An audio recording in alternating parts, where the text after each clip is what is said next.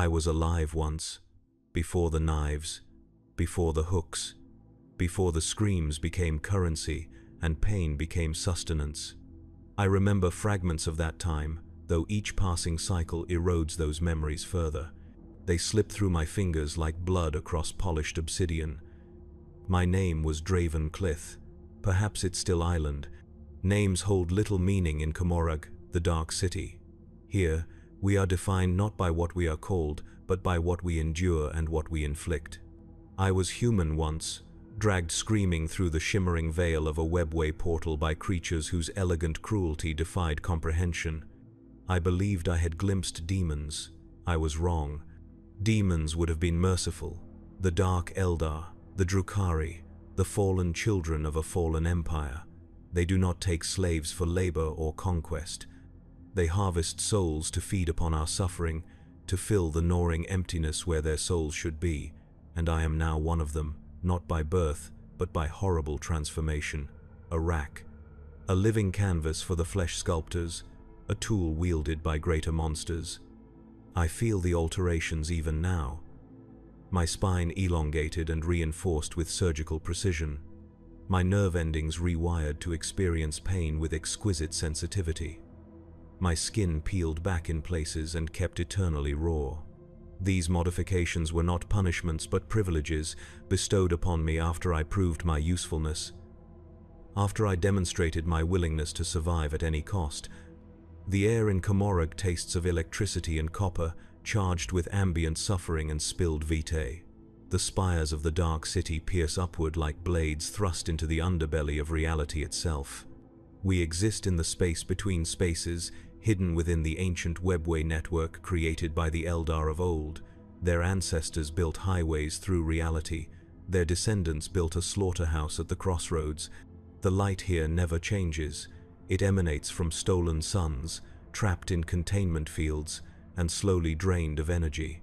Just as we are all slowly drained.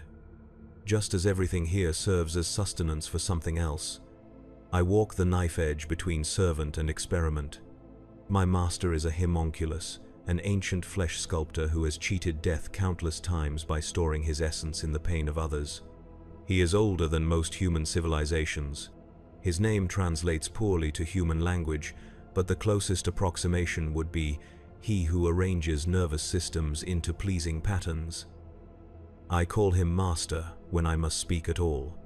Today I prepare his laboratory for a new subject. I arrange the blades, the neural probes, the alchemical solutions that prevent death while maximizing agony. There is an art to this work, a precision. The homunculi do not simply torture, they elevate suffering to a transcendent experience. They are scientists, artists, and theologians of pain. The laboratory occupies a chamber that seems to breathe. The walls pulse with a rhythm that might be mechanical or organic. It is impossible to tell where architecture ends and biology begins in the Dark City.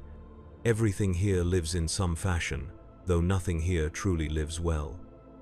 I hear the approach of the Kabbalite warriors before I see them. Their footsteps land with predatory lightness, a cadence designed to unsettle prey. They drag something between them. Someone. The subject. I do not look up from my preparations. Eye contact can be interpreted as challenge or presumption. Either could result in my being promoted from servant to subject. The Archon sends his regards. One warrior says, voice melodic despite the cruelty in the words. This one led a resistance on the human world, designated 7380. Killed 17 of our raiders before capture. I risk a glance. The human is male, muscular, with the remnants of military insignia still visible on his tattered uniform. His eyes burn with defiance. I remember that fire. It gutters quickly here.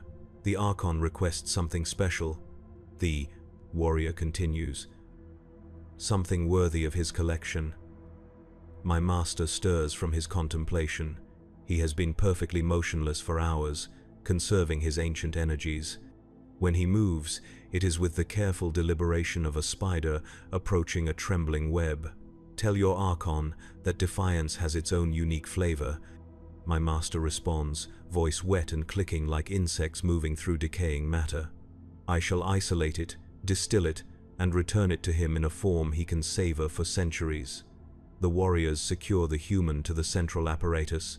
His struggles are impressive but futile. The restraints are both physical and metaphysical, binding muscle and will simultaneously.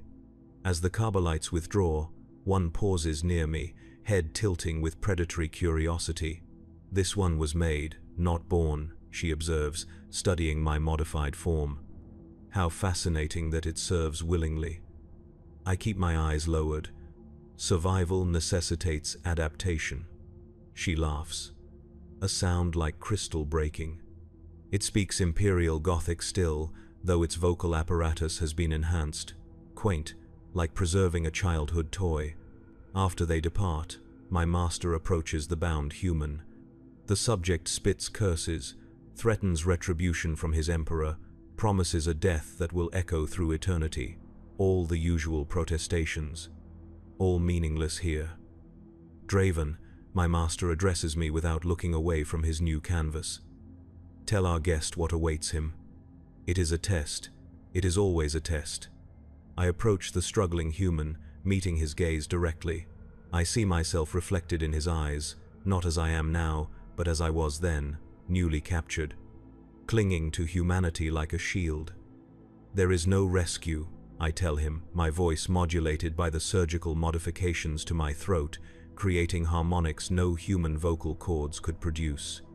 There is no escape. There is no merciful death to release you. You exist now as nourishment. Your pain sustains creatures who have lived for millennia by feeding on suffering. They are masters of preventing death while maximizing agony. The human's expression shifts from defiance to dawning horror. Your resistance is anticipated, valued, even.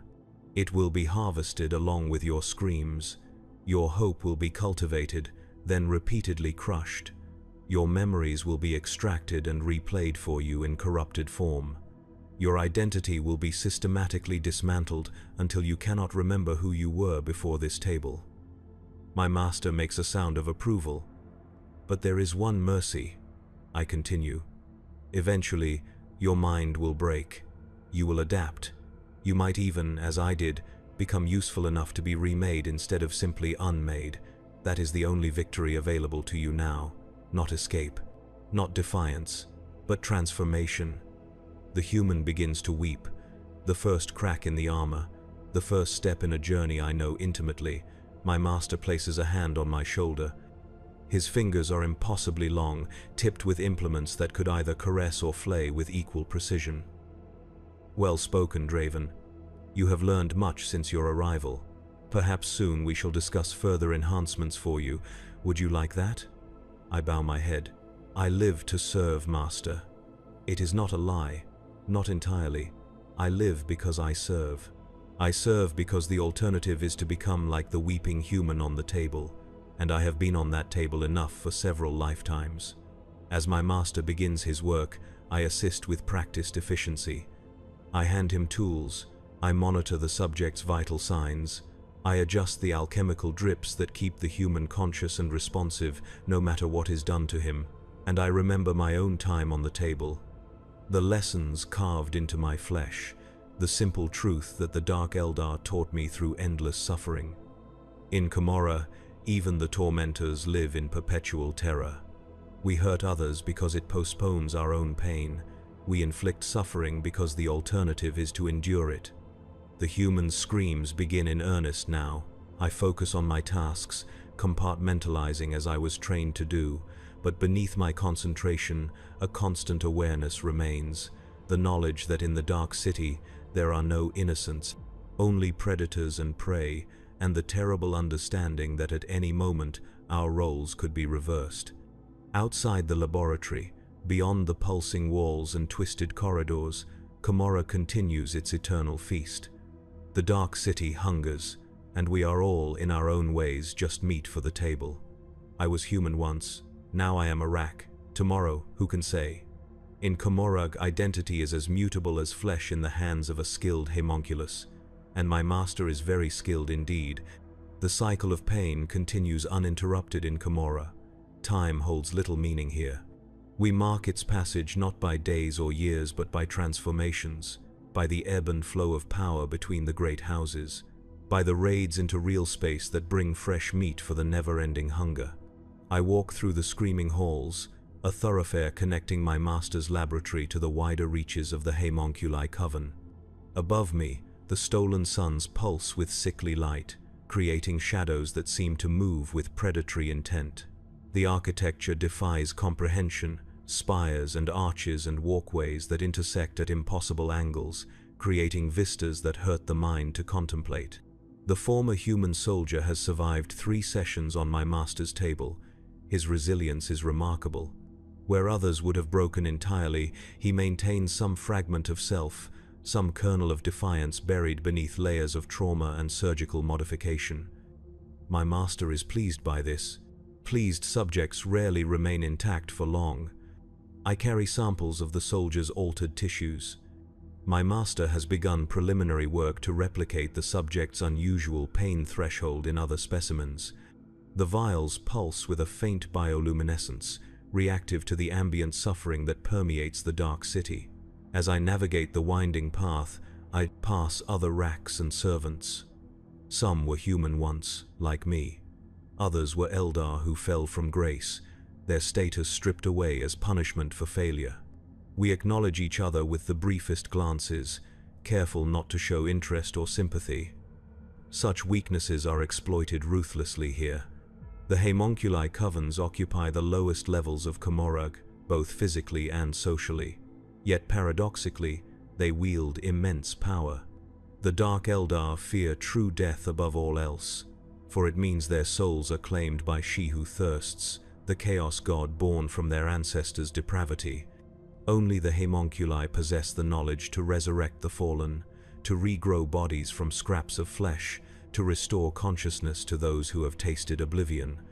And so the proud archons and dracons, the succubi of the witch cults, the scourges with their grafted wings, all must pay homage to the twisted flesh crafters. They bring gifts, they offer favors, they promise anything to ensure that should they fall, they will return. I reach an intersection where the passage branches into multiple identical corridors. To the untrained eye, there is no difference between them. But I have learned to detect the subtle variations in the pulsing of the walls, the almost imperceptible shifts in air current that indicate which path leads where. I choose the third passage from the left, which will take me to the chambers of comparative anatomy, where my master conducts his broader research. As I walk, I sense a change in the ambient energy of the corridor. The hairs on the back of my neck rise. Something approaches. I press myself against the wall, head bowed, samples clutched tightly to my chest. Seconds later, a procession passes. Incubi warriors in their segmented armor, moving with lethal grace, their claves humming with potential energy. They escort a figure whose presence makes the very air seem to recoil. An Archon, a lord of the Dark Eldar. His armor is adorned with trophies taken from countless victims across untold worlds. His face is a mask of cruel beauty, features so perfect they become horrifying in their inhuman symmetry. Power emanates from him like heat from a furnace, distorting the reality around him. I do not look directly at him. To do so would be to invite his attention, and the attention of an Archon is rarely survivable. But from the corner of my eye, I glimpse something unexpected. The Archon's aura pulses with agitation, concern, perhaps even fear. The procession passes, and I remain motionless until they are well beyond sight. Then I continue my journey, curiosity kindling despite my better judgment. An Archon displaying anything resembling worry is unusual enough to note. Perhaps there are whispers of a power shift among the cabals, or rumors of a particularly ambitious real space raid. Either could affect my master's standing, and by extension, my own tenuous existence. I reach the chambers of comparative anatomy and discover a flurry of activity. Racks and flesh sculptors move with unusual haste, preserving specimens, securing data crystals, sealing chambers that normally remain open for ongoing experimentation. Something is happening. Something significant. I locate the senior Rak, a being who was ancient before I arrived. Most of its original form has been replaced or enhanced, leaving only a vague suggestion of the Eldar it once was. Its name translates roughly to Keeper of Categorized Screams. I bring samples from the human military specimen, I announce, offering the vials. Master requests they be compared with the baseline established from the previous warrior caste subjects. The senior Rak takes the vials without acknowledging my words, immediately placing them in a containment field. Its movements are efficient, but rushed. Is there instability in the Coven hierarchy? I ask, careful to keep my tone neutral, merely seeking information necessary for my duties. The senior Rak pauses, multiple eyes focusing on me with sudden intensity. Your master has not informed you. I maintain perfect stillness, the Rak equivalent of a shrug. Information flows according to need in the homunculi covens, and often withholding knowledge is simply another form of control. The disjunction approaches, the senior Rak says, voice lowered despite the unlikelihood of being overheard. The real space raids have been accelerated, all cabals mobilize. The great houses call in favors from the covens. The disjunction, I have heard whispers of this phenomenon, a periodic instability in the webway network that sustains Komorog. During these events, sections of the Dark City may become temporarily isolated, cut off from the whole. In a society that functions as an elaborate pyramid of predation, such isolation can prove fatal for those caught in vulnerable positions. When, I ask, overstepping my bounds with direct questioning. Soon. Days, perhaps. The seers of the dying sun cabal have read the patterns. The senior Rak returns to its tasks. Your master will expect you back promptly. Do not linger. I take the dismissal as intended and begin the return journey. My mind calculates rapidly, considering implications. The disjunction means opportunity and danger in equal measure. Power vacuums will form in isolated sections. Alliances will shift. The strong will prey on the temporarily weakened. And those who position themselves correctly might ascend, while others fall. What does this mean for a Rak like me? Little. Directly. I am a tool, not a player in the great game of predation that defines Drukhari society. But my survival depends on my usefulness, and knowledge is always useful to those who possess the wisdom to apply it judiciously. I take a different route back to my master's laboratory. Not the most direct path, but one that passes near the edges of the Kabbalite districts, where whispers might be overheard. Information gathered now could prove valuable currency in the coming upheaval. The wider corridors of Komorog teem with activity. Raiders prepare for expedition. Slaves are herded in greater numbers toward the waiting vessels. The air vibrates with anticipation, the dark Eldar energized by the prospect of violence and acquisition on a grand scale. I keep to the shadows, just another servant on assigned tasks, unremarkable, beneath notice. It is a survival skill I have perfected.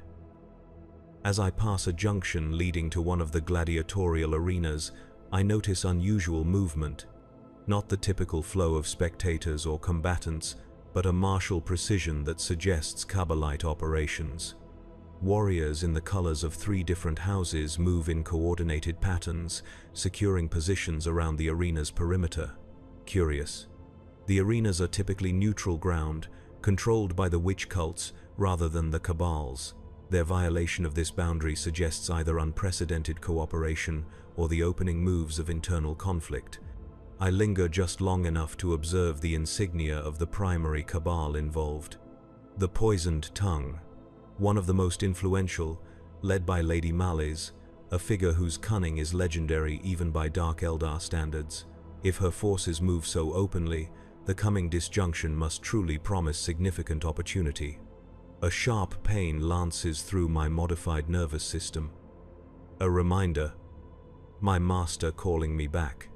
The connection between us is not telepathic but a crude approximation, a bioengineered leash that compels obedience through discomfort. I abandon my observations and hurry back toward the laboratory. The summons grows more insistent with each step delayed. By the time I reach the pulsing entrance to my master's domain, the pain has escalated to a persistent burn along my spine. Inside, I find not just my master but a gathering of homunculi. 3 ancient flesh crafters, each more grotesquely modified than the last, converse in tones too modulated for my enhanced hearing to fully capture. They speak an archaic dialect, deliberately obscuring their exchange from lesser ears. My master notices my return but gives no indication of approval or disapproval. He simply gestures for me to assume my position at the preparation station.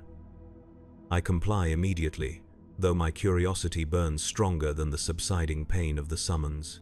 The human soldier remains on the central table, though his configuration has been significantly altered since my departure.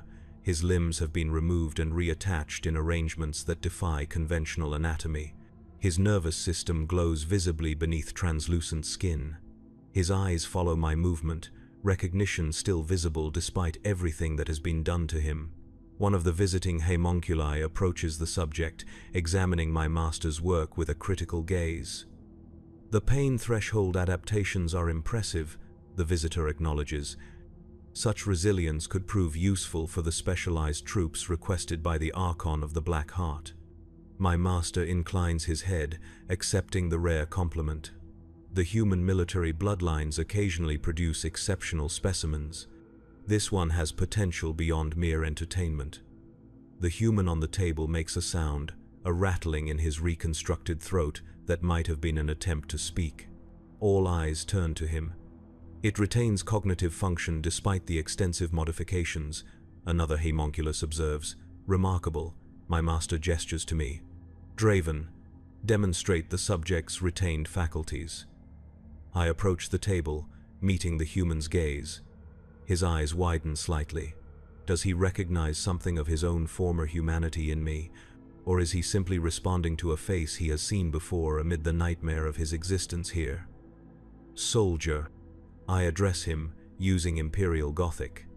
Recite your military designation and primary combat function.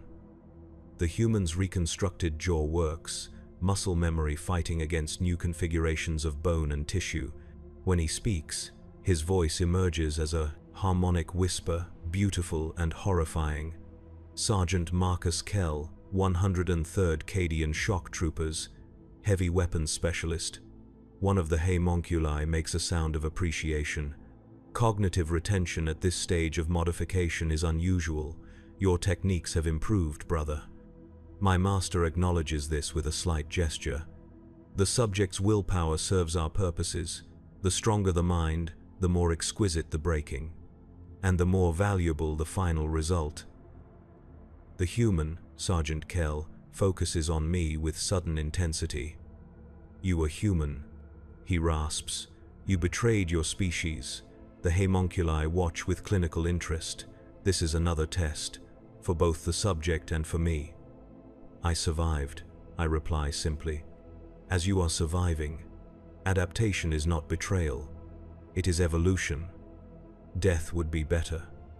Kell insists, though his reconstructed vocal apparatus makes the words sound like music rather than defiance. I lean closer, as if adjusting one of the monitoring devices attached to his exposed nervous system. Death is not an option they will grant you, I whisper, but neither is this state permanent. Adaptation opens possibilities, survival alone does not. I do not know why I say this. Perhaps some fragment of human empathy remains within me, despite everything. Perhaps I simply wish to observe how hope affects his physiological responses, data that might prove useful to my master. The human's eyes change, a flicker of something, understanding perhaps, or the beginning of the same terrible comprehension that transformed me from victim to tool. I straighten and step back, returning to my duties. The homunculi continue their discussion, planning how best to utilize the techniques demonstrated on Sergeant Kell for the coming raids. The disjunction will require specialized troops, warriors modified to withstand unusual environmental stresses or empowered to capture specific categories of slaves. As I prepare the instruments for the next phase of Experimentation. I consider what I have learned. The disjunction approaches. The Kabals prepare for unprecedented raids. The homunculi covens have been commissioned to provide specialized support, and somewhere in this tangled web of predation and power, perhaps there exists opportunity even for a lowly rack like me. Not freedom, never that, but perhaps advancement, perhaps protection against the vicissitudes of fate in a city where cruelty is the only constant. I glance again at Sergeant Kell, at his eyes still burning with defiance despite his transformation. I recognize that fire. I had it once. Now I have something else. Something colder. Something that might, with careful cultivation, become power of a sort. In Komorra, pain is currency and survival is salvation. Mercy is the one luxury no dark Eldar can afford. But knowledge, properly applied, can be a weapon as sharp as any blade. And I am learning. Always learning. The preparations for the coming disjunction have reached a fever pitch. The dark city vibrates with anticipation, a predator tensing before the leap. In my master's laboratory, we work without pause, modifying subjects according to specialized requirements from various cables. Today I assist with the final adjustments to Sergeant Kell. He has surpassed expectations, his human physiology accepting modifications that would kill lesser specimens.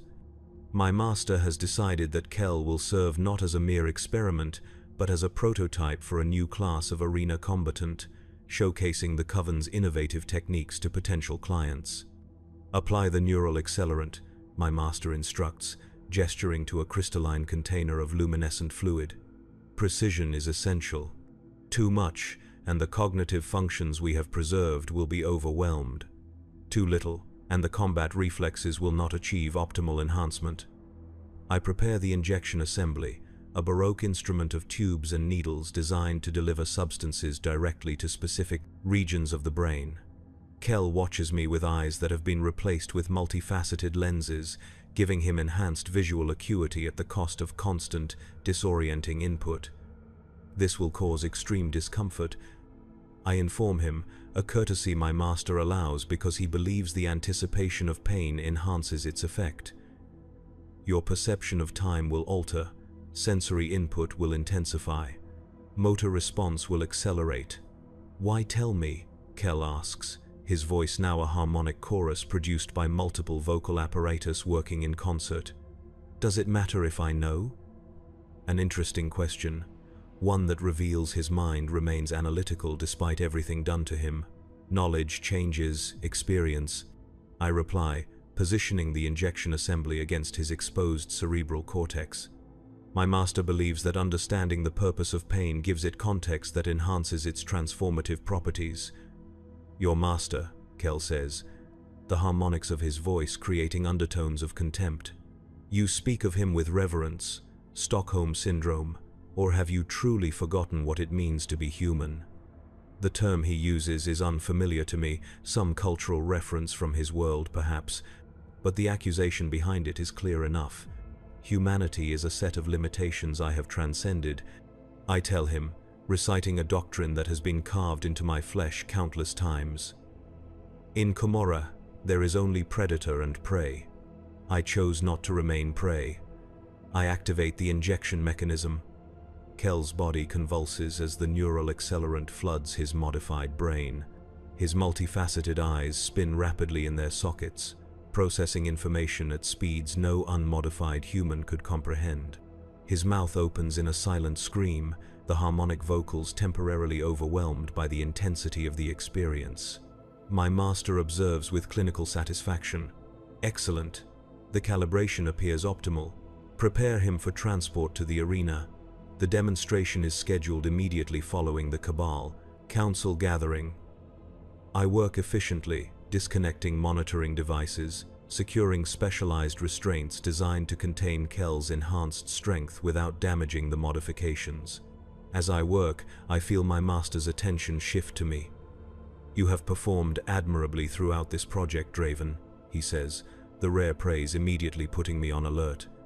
Your understanding of both human baseline physiology and our more advanced techniques has proven valuable. I live to serve, Master. I respond automatically, the phrase a shield against whatever might follow. Indeed, my master's voice carries harmonics of amusement. Your adaptation has exceeded expectations. Originally, I had intended you merely as an interpreter of human responses, a translator of pain, but you have become something more, something worthy of investment. I remain silent, recognizing the danger in this conversation. In Komorog, attention is rarely beneficial, even when it appears positive. After the demonstration, we will begin a new phase of your modification, my master continues. Your service has earned you the privilege of advancement. Advancement. The word carries complex implications. It could mean genuine enhancement, elevated status, greater agency. Or it could mean more extensive alteration, deeper integration into my master's systems, further erosion of whatever remains of my original self. I am honored, Master, I reply, keeping my tone neutral despite the calculation racing through my mind. As you should be. Few of your kind progress beyond basic rack functionality. Fewer still earn the right to specialized enhancement. My master turns away, his attention returning to Kel. The arena awaits our creation. The Archons must be shown the value of our innovations before they commit their resources to our coven for the disjunction raids. I complete my preparations of Sergeant Kel. He watches me, his modified eyes cycling through different visual spectrums, analyzing me, on levels beyond normal human perception. You are afraid, he observes, voice barely audible, not of death, of change. I do not respond.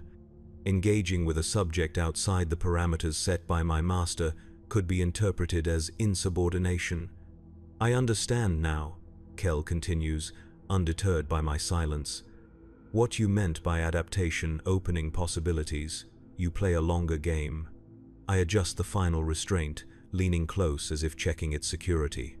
There is no escape from Komorog, I whisper, but there are degrees of captivity, degrees of agency. Remember that in the arena. Before he can respond, the transport team arrives. Specialized servitors, themselves horrific amalgamations of flesh and machine, designed specifically for the secure movement of dangerous specimens. They take custody of Kel, their movements precise and unhurried. Attend me for the demonstration. My master instructs me, your familiarity with the subject will be useful should any adjustments be required before combat. Yes, Master. We depart the laboratory, joining the flow of Drukari moving toward the gladiatorial sectors. The atmosphere in the corridors has changed since the announcement of the coming disjunction. There is an edge to the usual predatory awareness, a heightened sense of opportunity and danger intermixed. The arena awaits in one of the oldest sections of Komorra, a vast structure built around a fragment of some ancient civilization. The origin of the central pillar that forms the arena's core is unknown even to the oldest homunculi. Some claim it predates the fall of the Eldar. Others believe it was stolen from real space, from some Xenos empire long since exterminated. Whatever its source, it pulses with energies that amplify emotion, making it ideal for spectacles of violence and suffering. We enter through the preparation chambers, where other homunculi and their racks ready their own contributions to the day's entertainment. The competition between covens is perpetual and vicious.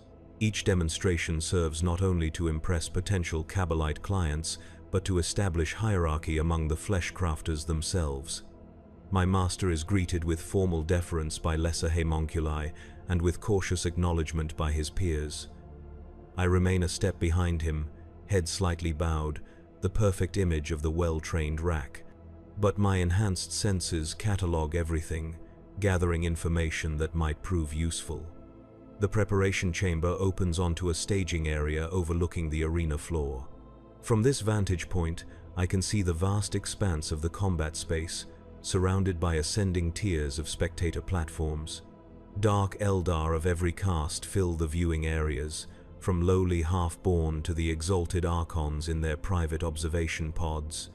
The anticipation is palpable. In a society built on the consumption of extreme emotion, Spectacles like this are both entertainment and sustenance. The suffering of the combatants, the bloodlust of the victors, the despair of the defeated, all generate the psychic energy the Dark Eldar crave, the nourishment that staves off the soul thirst inflicted by she who thirsts. On the arena floor, the first combatants are already engaged. Unmodified slaves, freshly captured from real space, fight with primitive weapons against creatures I cannot fully identify. Xenos beasts, perhaps, or failed experiments released for disposal through entertainment, merely the prelude. My master notes dismissively, the appetizer before the true feast. A delegation approaches our position. Kabbalite warriors in the livery of the Black Heart, escorting a figure whose presence causes even my master to straighten perceptibly. An Archon, but not just any Archon. Even I, with my limited exposure to the higher echelons of Drukhari society, recognize the insignia of Asdrubal Vekt's inner circle. The Archon is accompanied by a Lamaean, one of the specialized courtesans trained in the arts of poison and seduction. She surveys our group with eyes that miss nothing, her beauty as lethal as any blade. Honored Homunculus, the Archon addresses my master. Supreme Overlord Vekt expresses interest in your latest innovations. The coming disjunction presents unique opportunities, and the Cabal of the Black Heart wishes to ensure its raids are supported by the finest specialized troops. My master inclines his head, acknowledging the compliment while evaluating its implications. Vekt's attention is a double-edged sword, offering both opportunity and scrutiny. We are prepared to demonstrate a prototype designed specifically for the environmental challenges anticipated during the disjunction, my master responds. A human military specimen, modified to function optimally in unstable real space conditions while retaining cognitive abilities useful for specialized acquisition tasks. The Archon's expression reveals nothing, but the Lamaean's lips curve in the slightest smile. We look forward to the demonstration. The Supreme Overlord values innovation, particularly when it serves his specific interests. They move on, continuing their circuit of the preparation area, evaluating the offerings of various covens. Once they are beyond hearing range, my master turns to me. The Blackheart's interest is significant. Vekt rarely shows his hand so openly. The coming disjunction must present unusual strategic value. I maintain my deferential posture but venture a question. Will Sergeant Kell's demonstration be against other modified subjects? No, that would be insufficient to demonstrate his full capabilities. My master's voice carries tones of anticipation. The Archon has provided specialized opponents, captured aspect warriors from the craft worlds. My surprise is genuine. Aspect warriors are elite fighters from the Eldari craft worlds, the cousins of the Dark Eldar who follow a disciplined path of warfare. They are rarely captured alive, and when they are, their value as subjects for experimentation is immense. How many? I ask. 3. Dire Avengers. Their combat abilities will provide an appropriate challenge to demonstrate Kell's enhancements. 3 against 1. Even with Kell's extensive modifications, the odds seem deliberately skewed against him. But perhaps that is the point, not to demonstrate victory, but to showcase specific capabilities even in defeat. A chime sounds, indicating the transition to the main demonstrations. The homunculi begin moving their specimens toward the deployment gates that will deliver them to the arena floor. My master gestures for me to follow him to our assigned position. Sergeant Kell waits in the holding chamber, his restraints still in place. His modified eyes cycle more rapidly now, processing the new environment, evaluating threats and opportunities. When he sees me, the cycling slows momentarily, focusing. The rules of engagement? He asks, his harmonic voice controlled despite the clear tension in his enhanced musculature. I look to my master for permission before responding. A slight nod grants it. Survival, I tell Kell. By any means necessary, your opponents are Eldari aspect warriors. Elites trained in the arts of warfare for centuries. They will attempt to kill you efficiently. Your enhancements give you advantages they will not anticipate, but they possess experience and training you cannot match. Objectives. An interesting question. Most subjects focus solely on survival or escape, not strategic goals. Demonstration of capabilities, my master interjects. Combat effectiveness, adaptability, tactical assessment. The duration of your survival is less relevant than the display of your functions. Kell absorbs this information, his modified brain processing it at accelerated speeds. And if I exceed expectations, my master makes a sound that might be amusement. Then your value increases, as does your utility. Perform well enough, and you may earn the right to further modification rather than dissection. The final preparations are complete, the restraints are removed, and Kell flexes his enhanced limbs, testing the neural connections, assessing his new capabilities. His movements are unnaturally fluid, almost predatory, the human awkwardness replaced by something more akin to the lethal grace of the Dark Eldar themselves. "It is time," my master announces. "Remember, Draven, observe carefully. Every reaction, every adaptation, every failure, all are data to be collected." "Yes, master." The deployment gate opens, revealing the arena floor below. Kell is guided to the platform that will deliver him to the combat area. Before he steps onto it, he pauses, looking back at me. "When this is done," he says, harmonics creating an unsettling depth to his words, "remember what you told me about degrees of captivity." Then he is gone, descending to meet his fate in the arena. My master and I move to our designated observation position, a suspended platform that offers an unobstructed view of the combat area. Other homunculi and their attendants occupy similar vantages, while the more exalted members of Drukhari society watch from luxurious private boxes adorned with trophies of conquest. The arena floor has been configured to simulate unstable environmental conditions. Sections rise and fall unpredictably. Energies similar to those of an unstable webway portal flicker at random intervals. Visibility shifts as localized atmospheric disturbances create pockets of darkness and illumination. Perfect conditions to showcase Kell's modifications. He emerges from the deployment gate, immediately scanning his surroundings. His movements are measured, conserving energy, assessing. From another gate, his opponents appear. 3 dire avengers, their armor a blue so deep it seems to absorb light rather than reflect it. Their weapons the deadly shuriken catapults that can fire hundreds of molecularly edged discs in seconds. The aspect warriors move. With the practiced coordination of centuries of training, they spread out, establishing firing positions that offer maximum coverage with minimal exposure.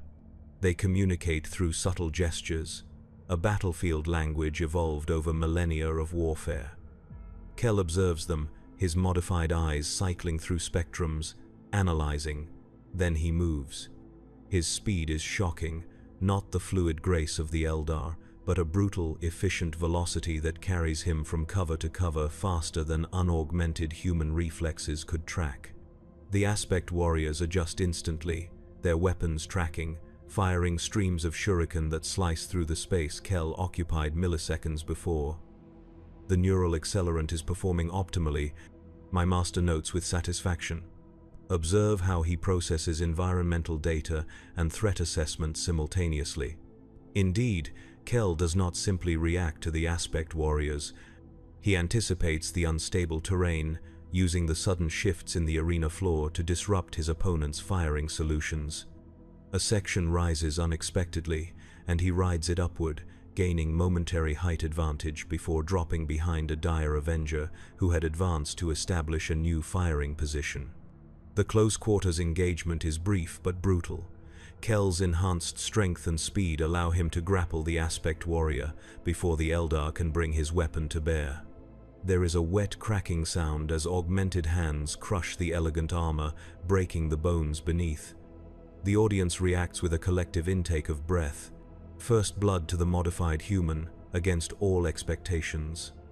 The remaining dire avengers adjust their strategy immediately. They maintain distance, using their superior ranged weapons to pin Kell down, forcing him to remain in cover as shurikens slice the air around him. Phase 2 capabilities, my master says. activating a remote control sequence. Kel convulses briefly as secondary modifications activate. The reinforced spinal column we installed glows with bioluminescent energy. His muscle density visibly increases, fibers tightening beneath translucent skin. And then he does something unexpected. Instead of attacking the Aspect Warriors directly, he turns his attention to the arena itself. With enhanced strength, he tears a section of the unstable terrain free, creating improvised weaponry from the environment. Tactical adaptation, my master notes approvingly, cognitive functions performing beyond baseline projections. Kel hurls the torn section of flooring with calculated precision. Not at the Aspect Warriors, who would easily evade such a crude attack, but at the environmental control node regulating the unstable energies. The impact disrupts the carefully calibrated systems, causing a cascade of unplanned fluctuations.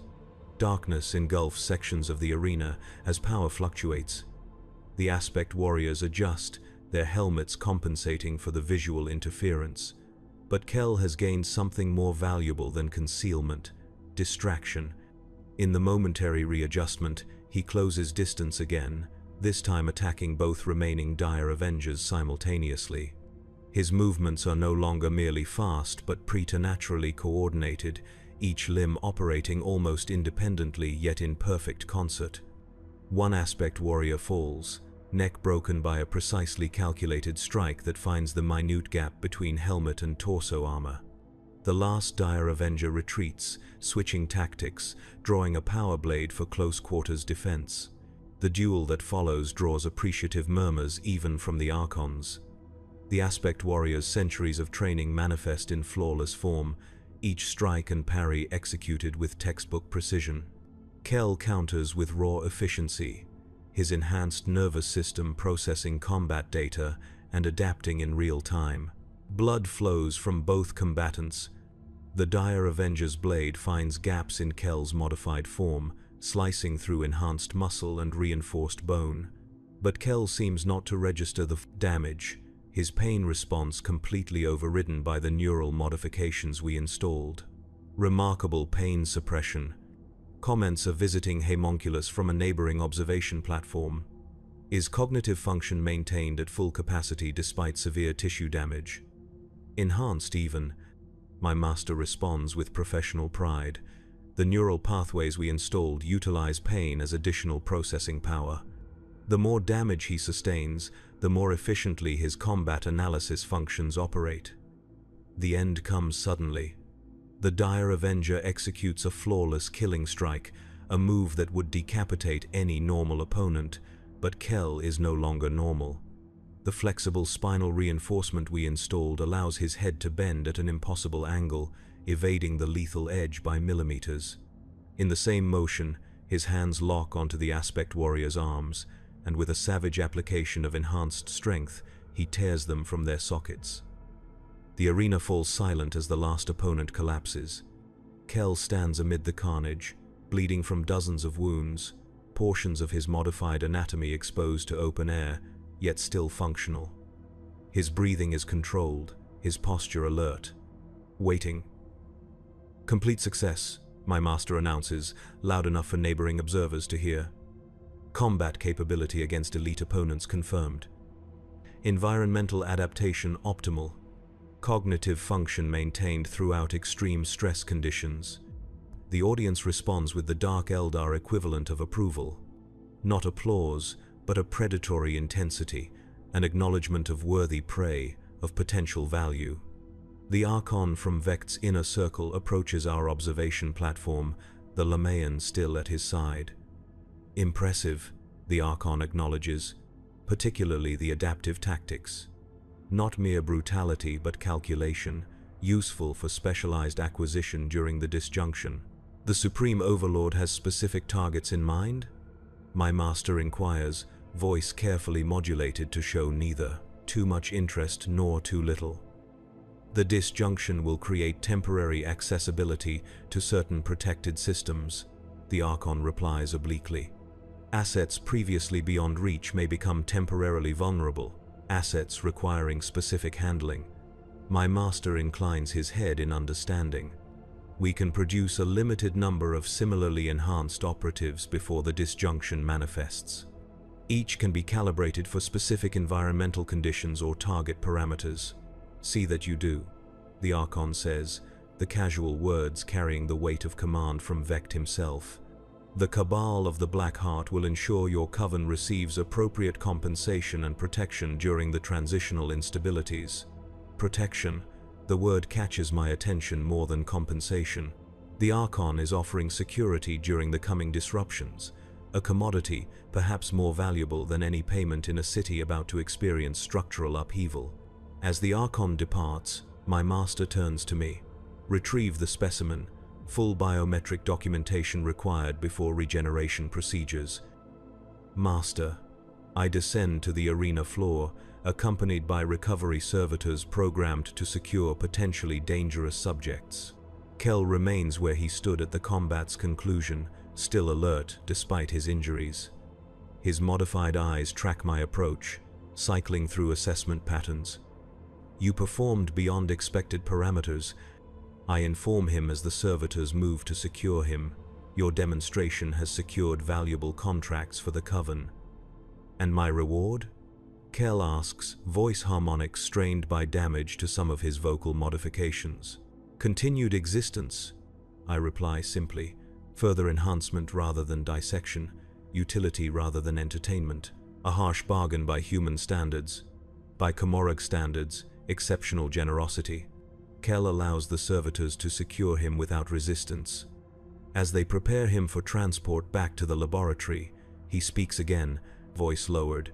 Your master values you, uses you to communicate with his specimens because you understand both sides. That makes you valuable, that makes you dangerous. I do not respond. The observation is accurate, but stating it aloud is perilous, even here amid the arena noise. When the disjunction comes, Kell continues, everything changes, remember that. The servitors complete their restraint protocols, and we begin the journey back to my master's laboratory. Throughout the dark city, I sense the ripples of response to the demonstration. Whispers follow us, evaluations, recalculations of power and position based on the unexpected alliance between my master's coven and Vect's inner circle. The disjunction approaches. Change approaches with it. And in Comorag, change is always dangerous, always painful, and occasionally, very rarely, opportunity disguised as catastrophe. I think of Kell's words. When the disjunction comes, everything changes. Perhaps even the immutable hierarchies of the Dark City itself. The chronometers in my master's laboratory measure time in real space equivalencies, a concession to the practical requirements of managing biological processes. By their reckoning, 3 standard Terran weeks have passed since Sergeant Kell's demonstration in the arena, 3 weeks of feverish preparation throughout Comorag, 3 weeks of escalating anticipation. As the disjunction draws nearer, my duties have expanded significantly. My master now utilizes me not merely as a laboratory assistant, but as an intermediary with the human specimens being modified for the coming raids. My understanding of both human psychology and Dark Eldar methodology makes me uniquely suited to prepare the subjects mentally for their transformation. Today I oversee the final calibration of 6 enhanced humans, each modified according to the specific requirements provided by the Cabal of the Black Heart. They wait in specialized containment chambers, their bodies altered beyond recognition, their minds carefully balanced between obedience and initiative. Sergeant Kell has become the template for this new generation of specialized acquisition units. His success in the arena proved the viability of extensive modification while preserving tactical acumen. Each of these new subjects has been enhanced following the protocols established with Kell, with variations tailored to specific environmental conditions or target parameters. The neural accelerant distribution requires adjustment in Subject 4. I inform the technical rack overseeing the calibration. Cognitive response shows a 0.37 delay in processing visual data from the peripheral spectrum modifications. The technical rack makes the correction without comment. My authority in these matters is now established. another subtle change in status following the arena demonstration. My master enters the calibration chamber, accompanied by 2 lesser homunculi assigned to assist with the specialized project. They confer in their archaic dialect, but I have been authorized to understand portions of their exchange, another mark of my elevated position. The Archon's parameters for the ocular modifications seem unnecessarily specific, one assistant comments. The wavelength sensitivity exceeds standard requirements for general acquisition operations. The targets are highly specialized, my master responds. The wavelength calibration allows detection of specific energy signatures associated with Eldari technology of pre-fall origin. The disjunction will expose artifacts previously shielded by webway distortions. Artifacts of pre-fall origin. The implications are significant. Before their fall to depravity created Slanesh and shattered their civilization, the Eldari created technology that approached the miraculous. Most was lost in the cataclysm, but pieces survive, jealously guarded by the craft worlds or hidden in forgotten corners of the webway. Such artifacts would be valuable beyond measure and dangerous beyond comprehension. The Kabbalite representatives will arrive within the hour to inspect the final products, my master announces. Draven, ensure the specimens are presentable and responsive. Their cognitive functions must demonstrate both compliance and initiative. The acquisition targets will require complex problem-solving under unpredictable conditions. Yes, master. As the homunculi withdraw to prepare for the inspection, I move among the containment chambers, conducting final evaluations of each subject. They watch me with their modified eyes, each set calibrated for different spectral sensitivities. Some recognize me as a former human, others have been altered so extensively that such distinctions no longer register. I pause before Kel's chamber. His modifications have been refined since the arena demonstration, optimized based on combat performance data. He has healed from the damage inflicted by the dire Avengers, though healed is perhaps not the correct term. Rebuilt. Improved. The weaknesses exposed in combat have been systematically eliminated. Final cognitive evaluation, I announce, activating the communication system to his chamber. Scenario simulation will commence in 30 seconds. Kel inclines his head in acknowledgement. His movements are more fluid now, the integration of artificial enhancements with original physiology more seamless. He has adapted to his modifications faster than any previous subject, embracing transformation where others resist until their minds fracture. The simulation begins, hololithic projectors creating illusory environments populated with potential targets and threats. Kel navigates the scenario with exceptional efficiency, making correct acquisition decisions without hesitation, neutralizing obstacles with precisely calculated force, preserving targets with care that would seem incongruous with his lethal capabilities. Simulation complete, I announce as the hololithic imagery fades. Performance exceeds required parameters. Kel approaches the transparent barrier separating us. The disjunction, he says, voice now a perfect harmonic blend that carries subtle overtones audible only to modified hearing. It comes soon, not a question. An assessment, yes. You have prepared for it, he observes. Again, not a question. I consider my response carefully. The surveillance systems in the laboratory record everything, but my master has granted me limited discretionary communication with the specimens to facilitate optimal psychological conditioning. All of Komorok prepares, I reply neutrally. The disjunction creates both opportunity and vulnerability. And you, Draven? Which do you anticipate? A dangerous question, one that probes at loyalties and ambitions that should not exist in Iraq. I anticipate service to my master's interests, I answer, the expected response. Then, lower, subharmonics that might be missed by standard monitoring and adaptation to changing circumstances. Kel's modified eyes cycle through assessment patterns. The others, he indicates the neighboring containment chambers with a slight gesture. They were like me once, soldiers. Yes, military specimens produce superior results for these modifications.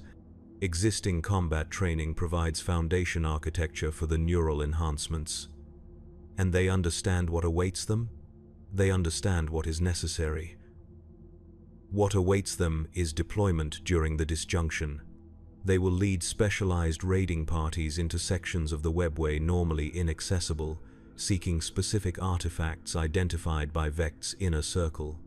Their modifications will allow them to function in environments hostile to standard Drukhari physiology and to identify targets that would be invisible to unaugmented perception.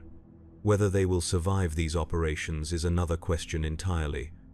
One I do not address, and Kel does not ask.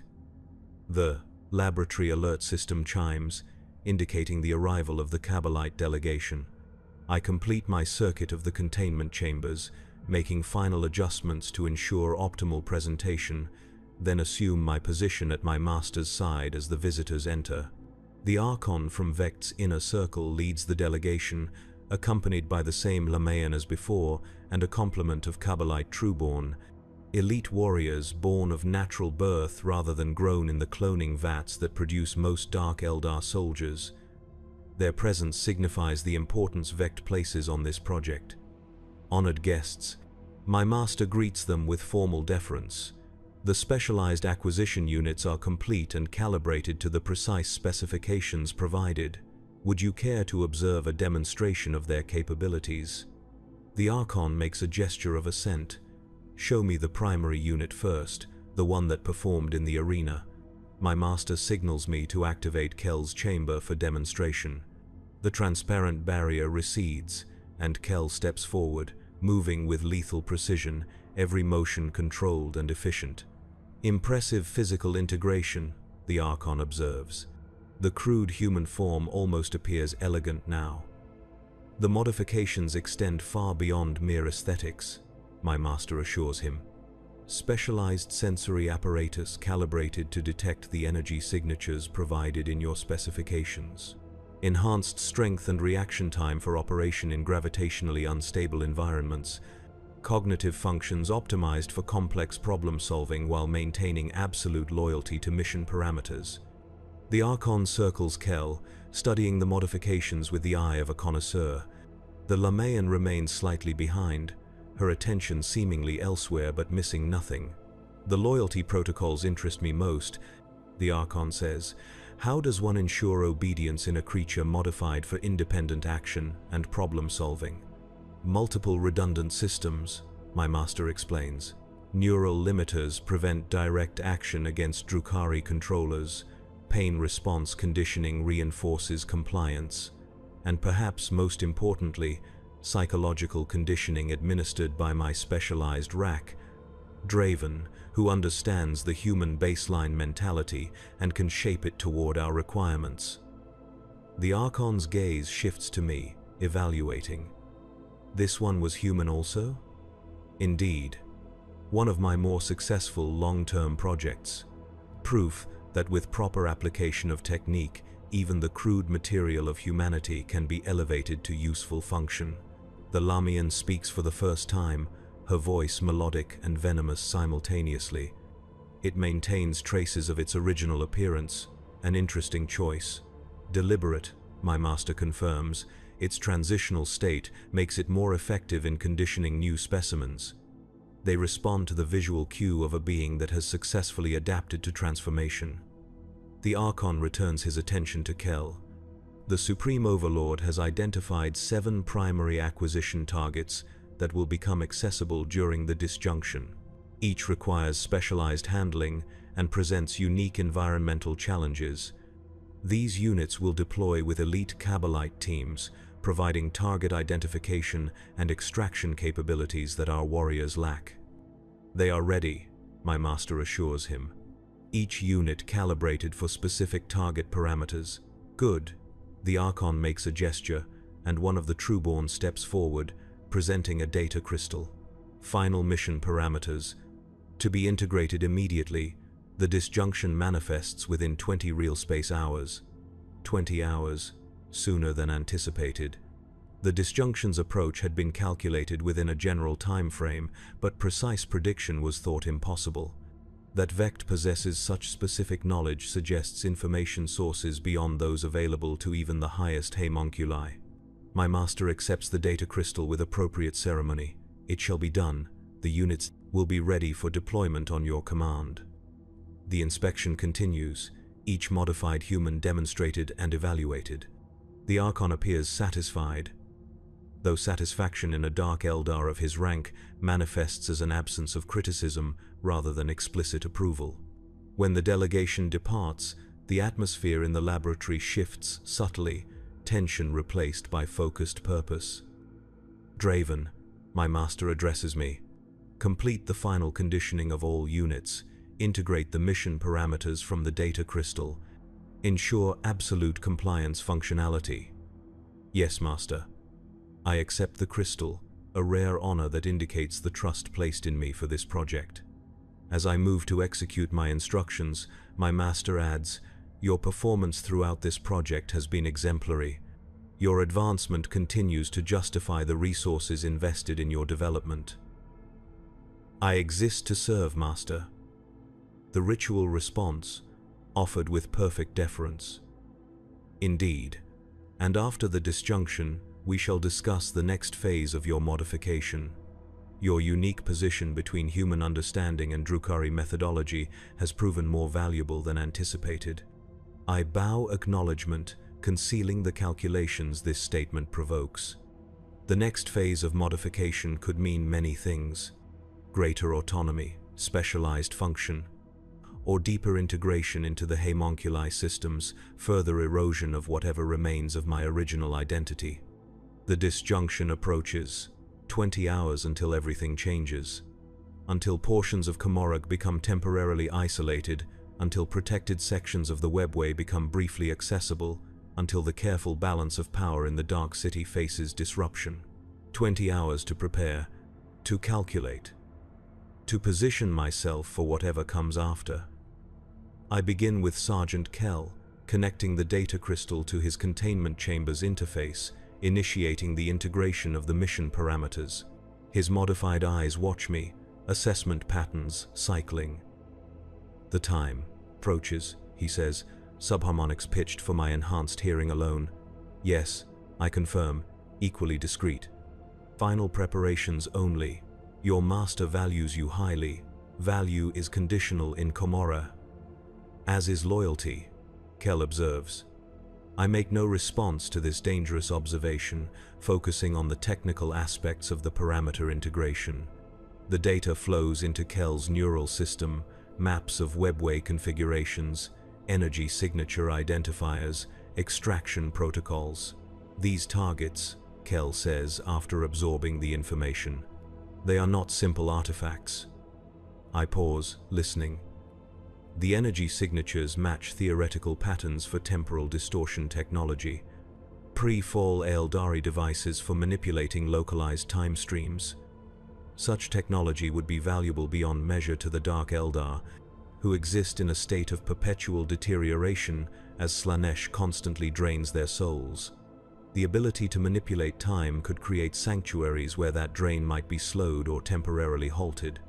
The mission parameters are not my concern, I say aloud for any monitoring systems, then in subharmonics, but such technology is inherently unstable. The fall occurred partly because of such experimentation. Precisely, Kell responds in kind, which makes the disjunction timing suspect. What if it is not a natural phenomenon but a calculated manipulation? The implication is staggering. If the disjunction is not a random fluctuation in the webway but an engineered event, it suggests powers at work beyond even Vect's machinations. I complete the parameter integration and move to the next specimen, thoughts racing behind a mask of perfect obedience. 20 hours until the disjunction, 20 hours until deployment, 20 hours until everything changes, and perhaps 20 hours to prepare for possibilities beyond those my master anticipates. The countdown to the disjunction has begun. The final hours before the disjunction unfold with meticulous precision. The modified acquisition units are prepared for deployment, each receiving final calibrations and mission briefings. Throughout Komorog, Similar preparations occur across countless cabals and covens. The Dark City vibrates with predatory anticipation. I oversee the loading of specialized equipment onto the transport vehicles that will carry the acquisition units to their deployment zones.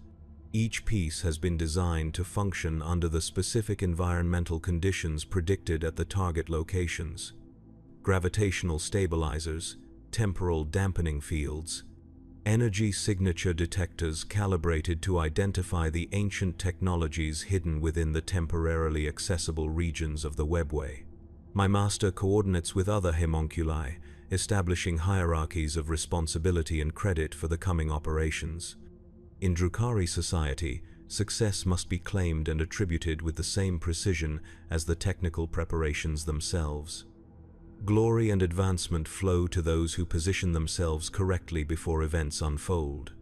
As I work, I maintain constant awareness of my surroundings.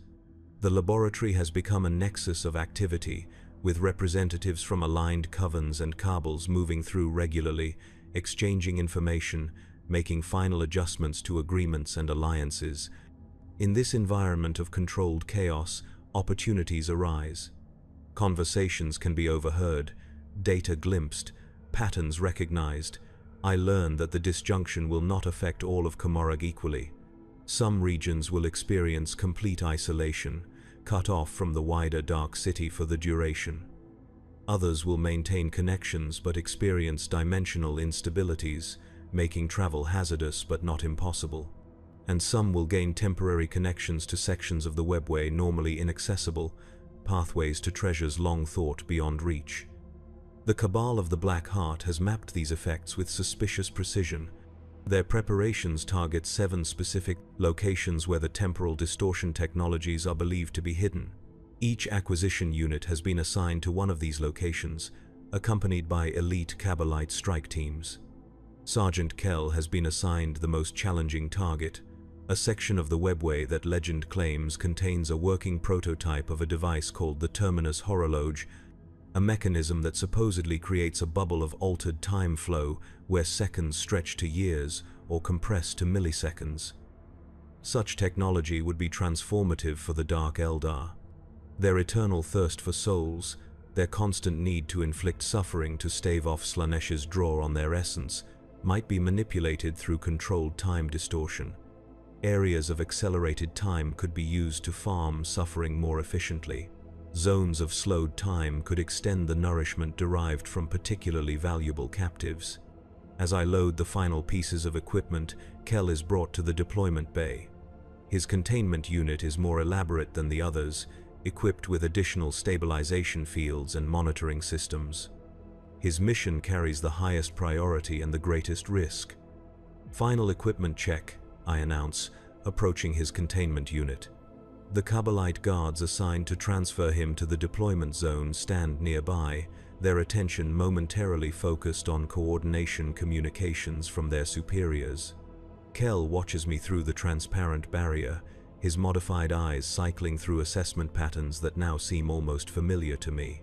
We have worked closely throughout the preparation phase, his unique cognitive adaptations making him more partner than subject in the complex calibrations. All systems optimal, he confirms, subharmonics pitched for my hearing alone. But the temporal stabilizers are calibrated incorrectly for the target parameters. I check the readouts, outwardly performing standard verification. Explain, I respond in matching subharmonics.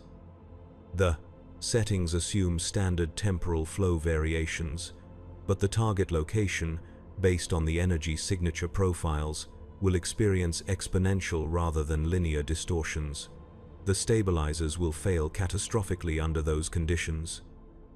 I verify his assessment against the theoretical models included in the mission parameters. He is correct, the calibration is wrong. But is it error or deliberate sabotage? Recalibrating, I announce aloud, making adjustments to the equipment settings. The changes are subtle but critical. The difference between functionality and failure under extreme conditions. The disjunction, Kell continues in subharmonics as I work. It begins already in the outer regions. reports of isolation and instability in the westward sectors. This is not information he should have access to. His containment unit is supposed to be information secure, except for direct mission parameters. How do you know this? I ask, keeping my visible actions focused on the equipment calibration. The neural interface for the mission parameters allows limited access to the deployment coordination network. I have been monitoring communications. Impressive and concerning. If Kel can access the network, his neural limiters may not be functioning as designed. He should be incapable of actions not directly aligned with mission objectives. The disjunction is not natural, Kel adds. The pattern progression matches theoretical models for induced webway destabilization. Someone is causing this. The implications are staggering. The disjunction has been assumed to be a natural phenomenon, a periodic instability in the ancient webway network that sustains Komorog. If it is artificially induced, it suggests a level of technological control over the webway that should not exist outside the most ancient and powerful entities in the galaxy. Calibration complete, I announce for the benefit of the Kabbalite guards who have returned their attention to us. The unit is prepared for deployment. One of the guards approaches, inspecting the containment unit. Transfer to primary deployment bay will commence immediately. Final coordination with strike team leaders in progress. I acknowledge the instruction and complete the documentation of the equipment preparation. As the guards prepare to move Kel's containment unit, he speaks once more in carefully modulated subharmonics. When everything changes, remember where you came from and what you have become. Before I can decipher this cryptic message, the guards activate the containment unit's transport mode, and Kel is taken from the preparation area toward the primary deployment bay. I remain behind, continuing my assigned tasks, but my thoughts race with calculations and possibilities. If the disjunction is artificially induced, who benefits most from the specific pattern of isolations and connections it creates? The obvious answer is Vect and the Cabal of the Black Heart, who have demonstrated suspiciously detailed knowledge of the effects and locations of interest. But even Vect should not possess technology capable of manipulating the webway on this scale, unless that is precisely what he seeks to acquire through these raids. Not just temporal distortion devices, but components of a larger system for webway manipulation. Pieces of a technology that, if assembled, would give its possessor unprecedented control over Komorog itself, which exists entirely within the webway network.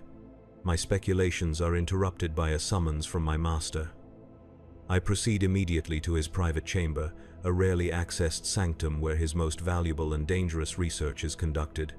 The fact that I am permitted entry is yet another sign of my elevated status. Inside, I find my master engaged with complex hololithic projections displaying the structure of the webway surrounding Komorog. Points of light indicate the locations targeted for the acquisition raids, each pulsing with data about predicted disjunction effects.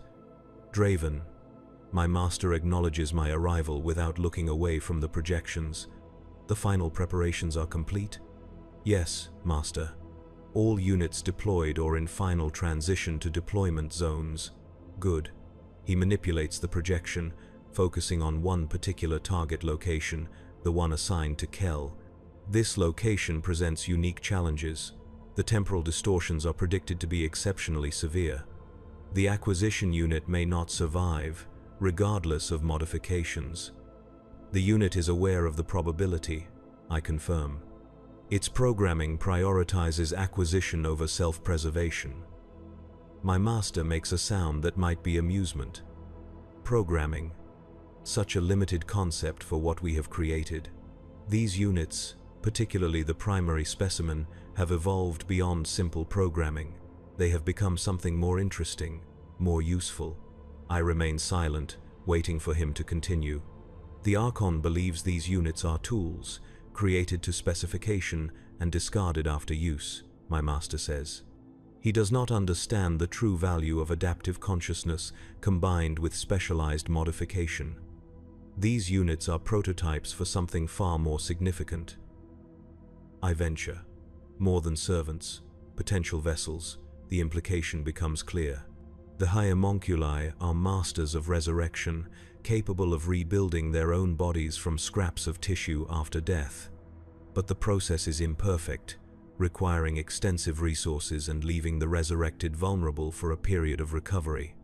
These modified humans, with their enhanced neural capacity and adaptability, could potentially serve as temporary vessels for a homunculus's consciousness during the vulnerable period of resurrection. Not mere servants, but backup bodies. The neural modifications were designed with this compatibility in mind, I observe. Precisely, the Cabal of the Black Heart provides us the opportunity and resources to develop these prototypes under the guise of specialized raid units. After the disjunction, regardless of the raid outcomes, we will possess the data necessary to refine the process. My master turns from the projections to face me directly. Your role in this development has been crucial, Draven. Your understanding of both human cognitive baselines and our more advanced techniques has accelerated the research considerably. I am honored to serve, Master. Indeed, and after the disjunction, your service will enter a new phase. He gestures to a secondary hololithic projection, one I had not noticed immediately. It displays a complex neural structure that seems familiar somehow. This is a mapping of your current neural configuration, significantly enhanced from your original human template, yet retaining certain essential characteristics that make you valuable as an intermediary. I study the projection, recognizing my own modified brain structure. The enhancements are substantial, far more extensive than I had realized, yet as my master noted, key elements of human cognitive architecture remain intact. The next phase of your modification will preserve these elements while dramatically expanding your capabilities, my master continues.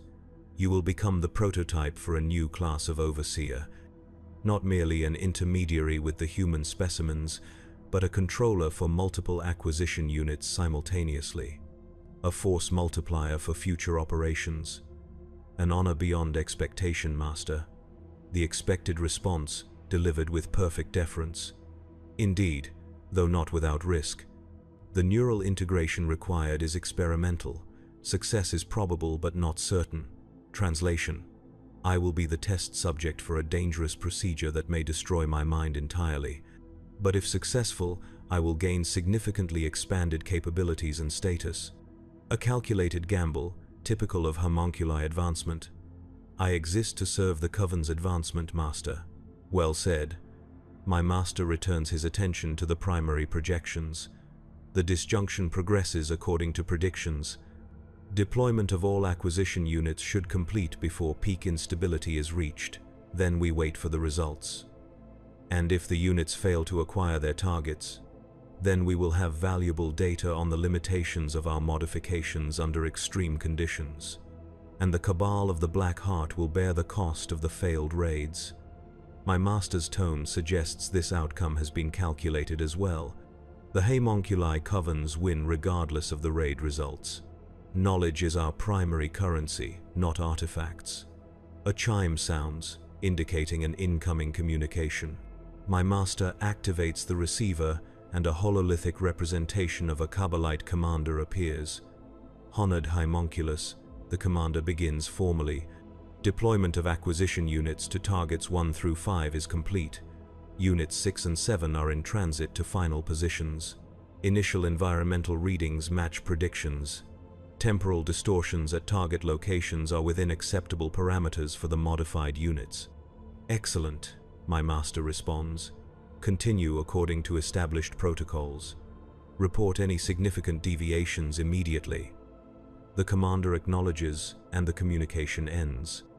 My master returns to studying the projections, making minute adjustments to certain calculations. You are dismissed, Draven. Monitor the recovery preparations for the acquisition units.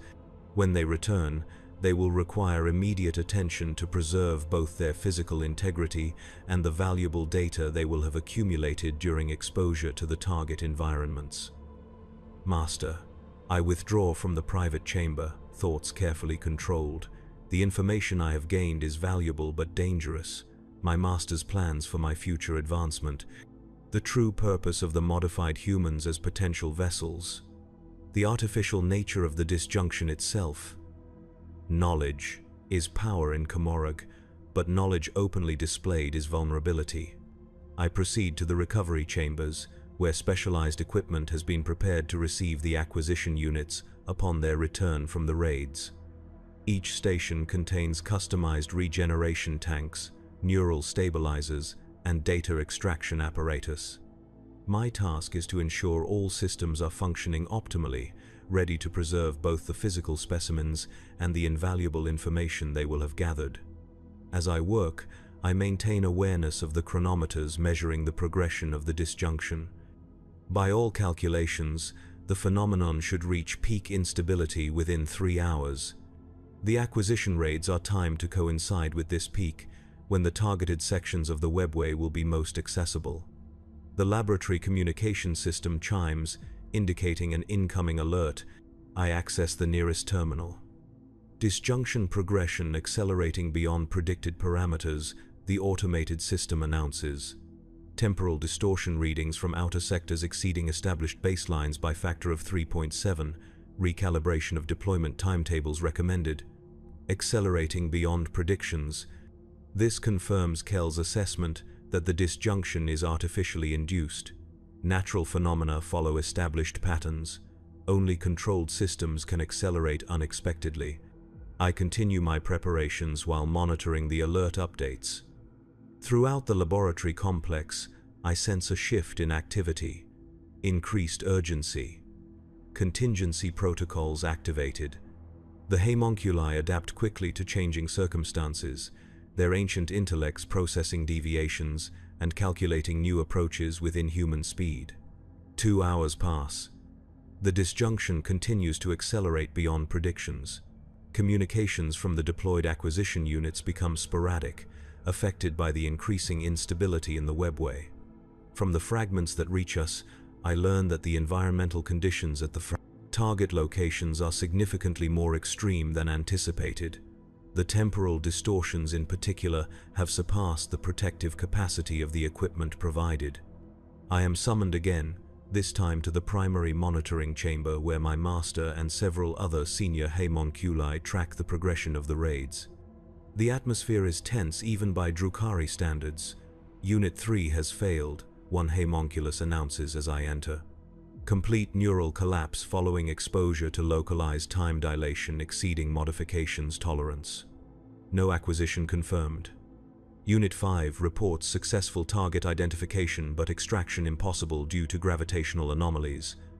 Another adds, unit condition deteriorating rapidly. My master notices my arrival.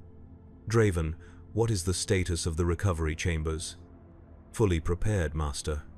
All systems optimized for maximum data preservation, regardless of physical condition of returning units. Adjust the neural stabilizers to compensate for extreme temporal exposure, he instructs. Based on these readings, all surviving units will experience significant chronological desynchronization. I acknowledge the instruction and move to implement the adjustments when a priority alert sounds throughout the monitoring chamber. All attention turns to the main display, which shows a cascading failure of webway structures surrounding Komorog. The disjunction has exceeded all historical parameters. The senior technical homunculus announces, sections of the Dark City are experiencing complete dimensional phasing, others report localized reality inversion. The pattern suggests deliberate manipulation rather than natural instability. My master exchanges significant glances with his peers. The confirmation of artificial causation changes the strategic calculation entirely. The Archon knew, one homunculus hisses. The Black Heart Cabal anticipated these effects precisely. Their preparations were too specific, too targeted. The acquisition raids are not merely for artifact retrieval, my master concludes. They are positioned to stabilize key junctions in the webway network. The targets are not simply valuable technology, they are control nodes. The implications crystallize in my understanding. Vect is not simply taking advantage of the disjunction, he is causing it. And the true purpose is not to acquire temporal technology, but to establish control over the webway structure that sustains Comorai itself. A power play of unprecedented scale. "What of our acquisition units?" asks a younger homunculus. "If the raids are cover for webway manipulation, are our specimens expendable diversions?" "All resources are ultimately expendable," my master responds coolly, "but knowledge is never wasted. Whatever the Archon's true purpose, our units will provide valuable data on operating in manipulated temporal conditions. Data that may prove crucial in the new configuration of power that emerges from this disjunction."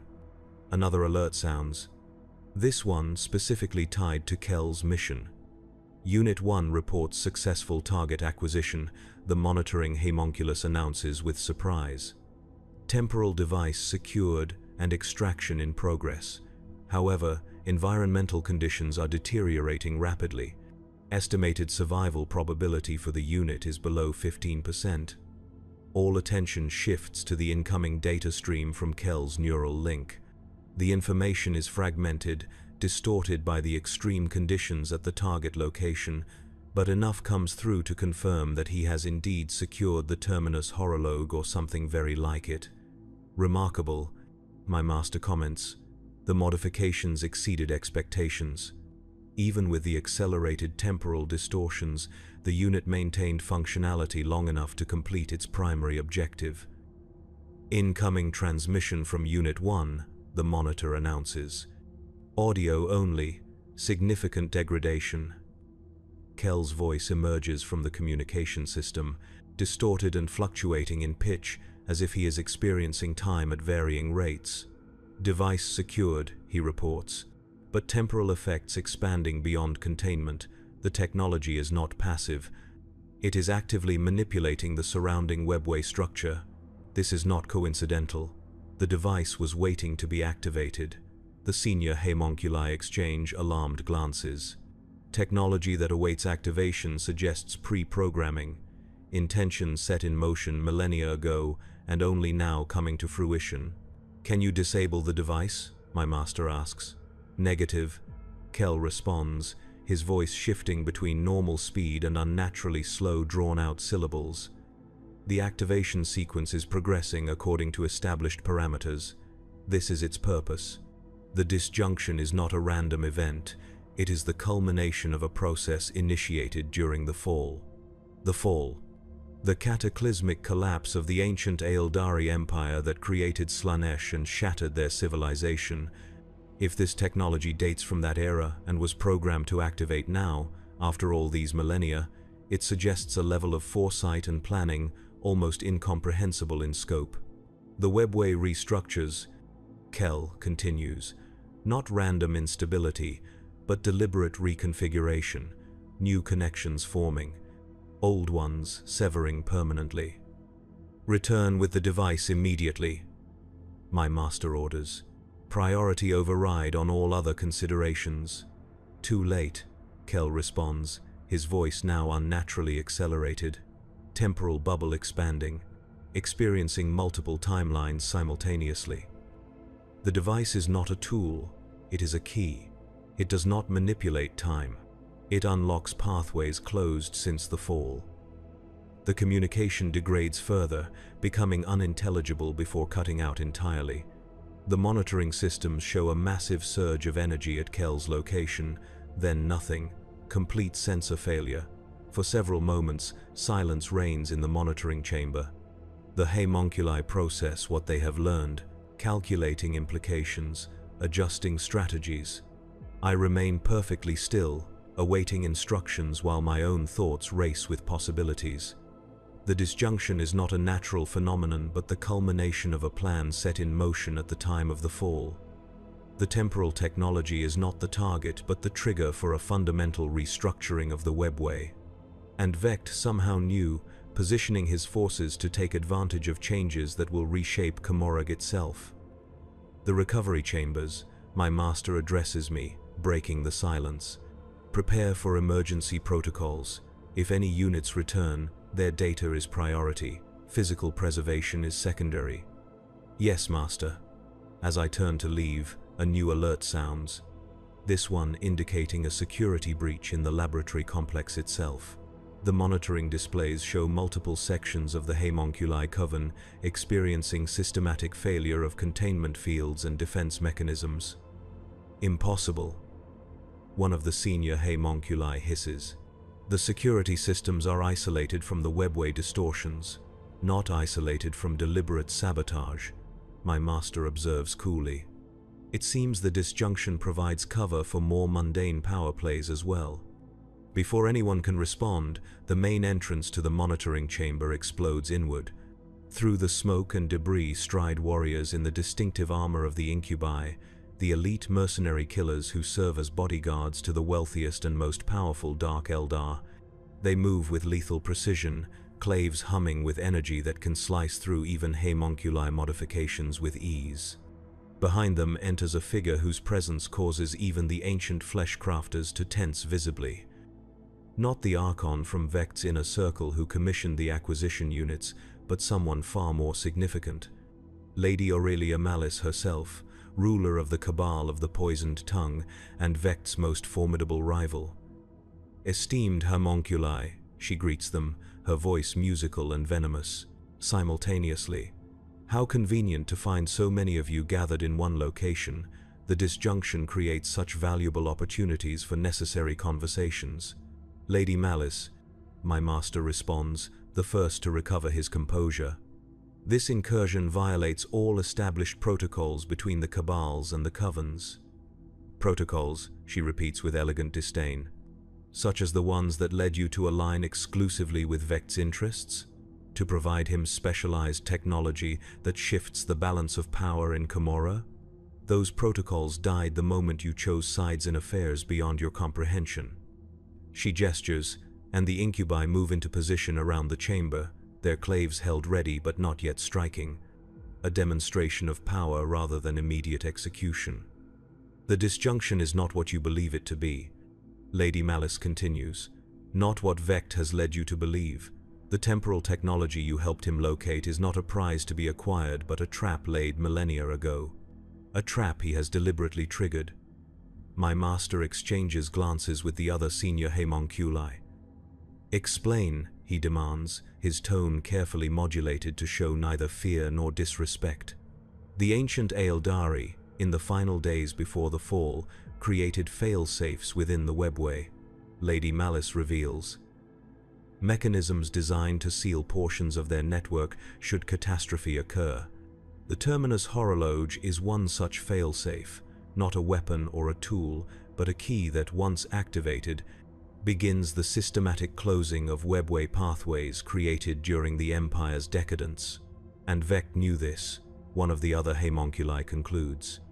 Of course he knew, Lady Malice confirms. He has played a longer game than any of you comprehend. The disjunction will permanently sever connections between Camorra and specific sections of the webway, sections that provide certain cables with their primary raiding routes and resource access. My Cabal among them.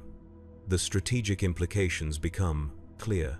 By triggering the ancient fail-safes, Vekt will eliminate access to the territories and resources that sustain his rivals, while preserving the connections vital to his own power base. A masterstroke of calculated cruelty, typical of the Supreme Overlord. And what do you require of the homunculi covens? My master asks, already negotiating despite the implied threat of the incubi surrounding them. Your expertise, Lady Malice responds simply. The fail-safes were created by the ancient Eldari, but they can be modified by those with sufficient understanding of webway architecture and temporal manipulation. Expertise your covens possess in abundance. To counter Vekt's play, another homunculus observes, to preserve the connections he seeks to sever. Precisely. In exchange for your assistance, the Cabal of the Poisoned Tongue offers protection during the realignment and favorable trade terms after stability returns. Refuse, and you will find yourselves isolated in a Camorra reshaped to Vekt's exclusive advantage.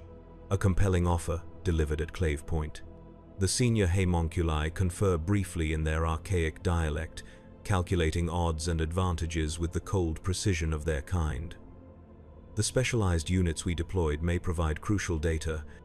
My master notes, if any survive the temporal distortions at the target locations. One has, Lady Malice reveals. Your primary unit, the one designated Kel. It has been recovered by my forces. It survived exposure to the terminus horologe activation, though not without significant alterations to its temporal perception. My attention sharpens at this information. Kel survived, and is now in the custody of the Poisoned Tongue Cabal, not returning to our laboratory as expected. That unit contains valuable proprietary modifications. My master objects, its return is non-negotiable in any agreement. Lady Malice smiles, an expression of perfect cruelty. Everything is negotiable in Komorog. The unit provides unique insights into the temporal mechanics of the fail-safes, insights necessary for the countermeasures we require. Then we should examine it immediately, my master counters. If its modifications have allowed it to survive direct exposure to the terminus horologe activation, that data is crucial to developing effective intervention in the webway restructuring. Indeed, Lady Malice makes a subtle gesture, and one of the incubi moves to the chamber entrance, signaling to someone outside. Moments later, Kel enters. But not the Kel who departed for the raid. This being moves with strange fluidity, sometimes seeming to be slightly ahead of his actual position, sometimes lagging fractionally behind, as if his relationship with time itself has become unstable. His modified eyes cycle through patterns I have never observed before, processing reality in ways the original modifications were never designed to handle. The primary acquisition unit returns, my master observes. Though significantly altered by its exposure to the temporal distortions, Kel focuses on the gathered homunculi, then on me. His gaze locks with mine for a moment that seems to stretch unnaturally. Not altered, he corrects, his voice creating harmonics that resonate painfully in my enhanced hearing. Enlightened. The terminus horologe does not merely manipulate time, it reveals its true nature. Linear perception is the illusion. Simultaneity is reality. The homunculi study him with professional interest, already calculating how to extract and analyze the changes to his modified physiology. Lady Malice watches with the calculated patience of a predator who knows her position is momentarily secure.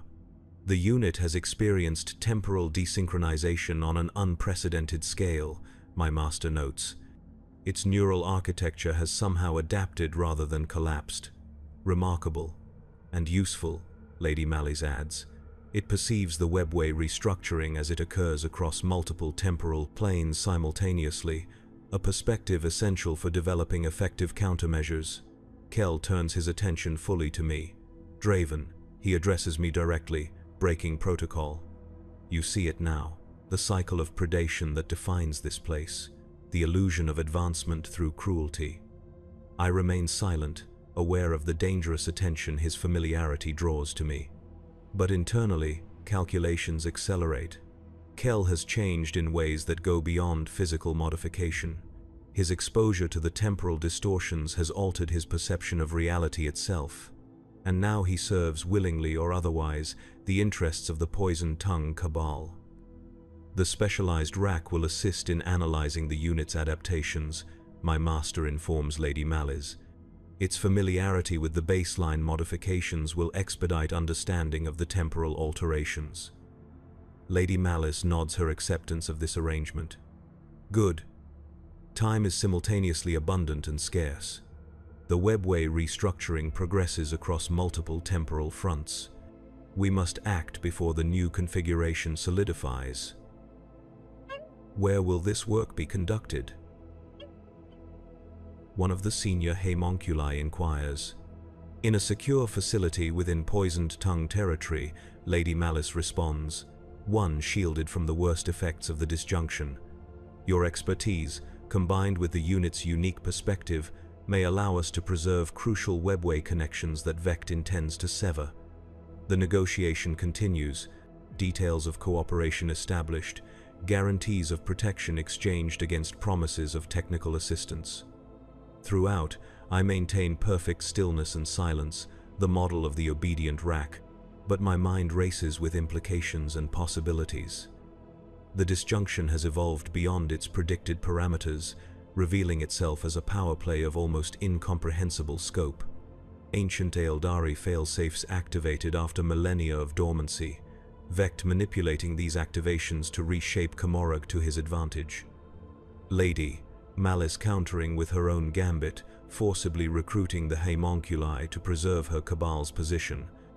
And at the center of it all, Kel, transformed by direct exposure to technology dating from before the fall, perceiving reality in ways neither human nor Dark Eldar were meant to comprehend. A unique asset in the struggle for power unfolding across Comorag. Hours later, I find myself in the secure facility Lady Malice described. A section of Comorag I have never visited before, deep within Poison Tongue territory. The architecture here differs subtly from the homunculi covens, more elegant in its cruelty, designed to evoke aesthetic appreciation alongside fear. My master and two other senior homunculi work directly with Kel, analyzing the changes to his physiology and perception, developing theoretical approaches to countering the webway restructuring. I assist as required, providing baseline data on the original modifications, preparing specialized equipment, monitoring Kel's increasingly unstable temporal synchronization. During a brief period when the homunculi are conferring with Lady Malice's technical adepts, I find myself momentarily alone with Kel. He seems to anticipate this opportunity, or perhaps experiences it across multiple timelines simultaneously. The disjunction changes everything, Draven, he says, voice modulated to avoid detection by monitoring systems. Not just the physical structure of Comorag, but the balance of power, the hierarchies of control. Such changes seldom benefit those of our station, I respond cautiously. Station is perception, reality is fluid. Kel's modified eyes cycle through patterns that seem to overlay multiple temporal states simultaneously. I have seen outcomes beyond current calculation, possibilities that exist outside conventional causality. What possibilities? I ask, professional curiosity overriding caution. Freedom is the wrong concept, Kel tells me. It implies escape, separation. The truth is integration. Adaptation not to survive within the system, but to transcend its limitations. Cryptic philosophy from a being whose mind has been altered by exposure to technology that manipulates time itself. Yet something in his words resonates with my own calculations. The disjunction will create chaos throughout Comorag, Kel continues. Sections isolated, hierarchies disrupted. During such instability, definitions become fluid. Rack, human, homunculi, archon. Labels that constrain more than they define. What are you suggesting?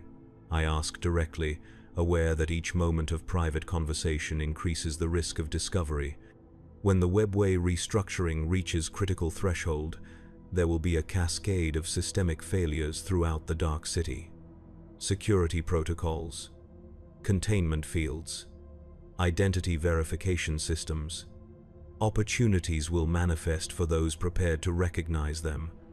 Before I can press for clarity, the homunculi return. Our private exchange ends without resolution, yet Kel's words continue to process in my thoughts as I resume my assigned tasks. The work progresses rapidly.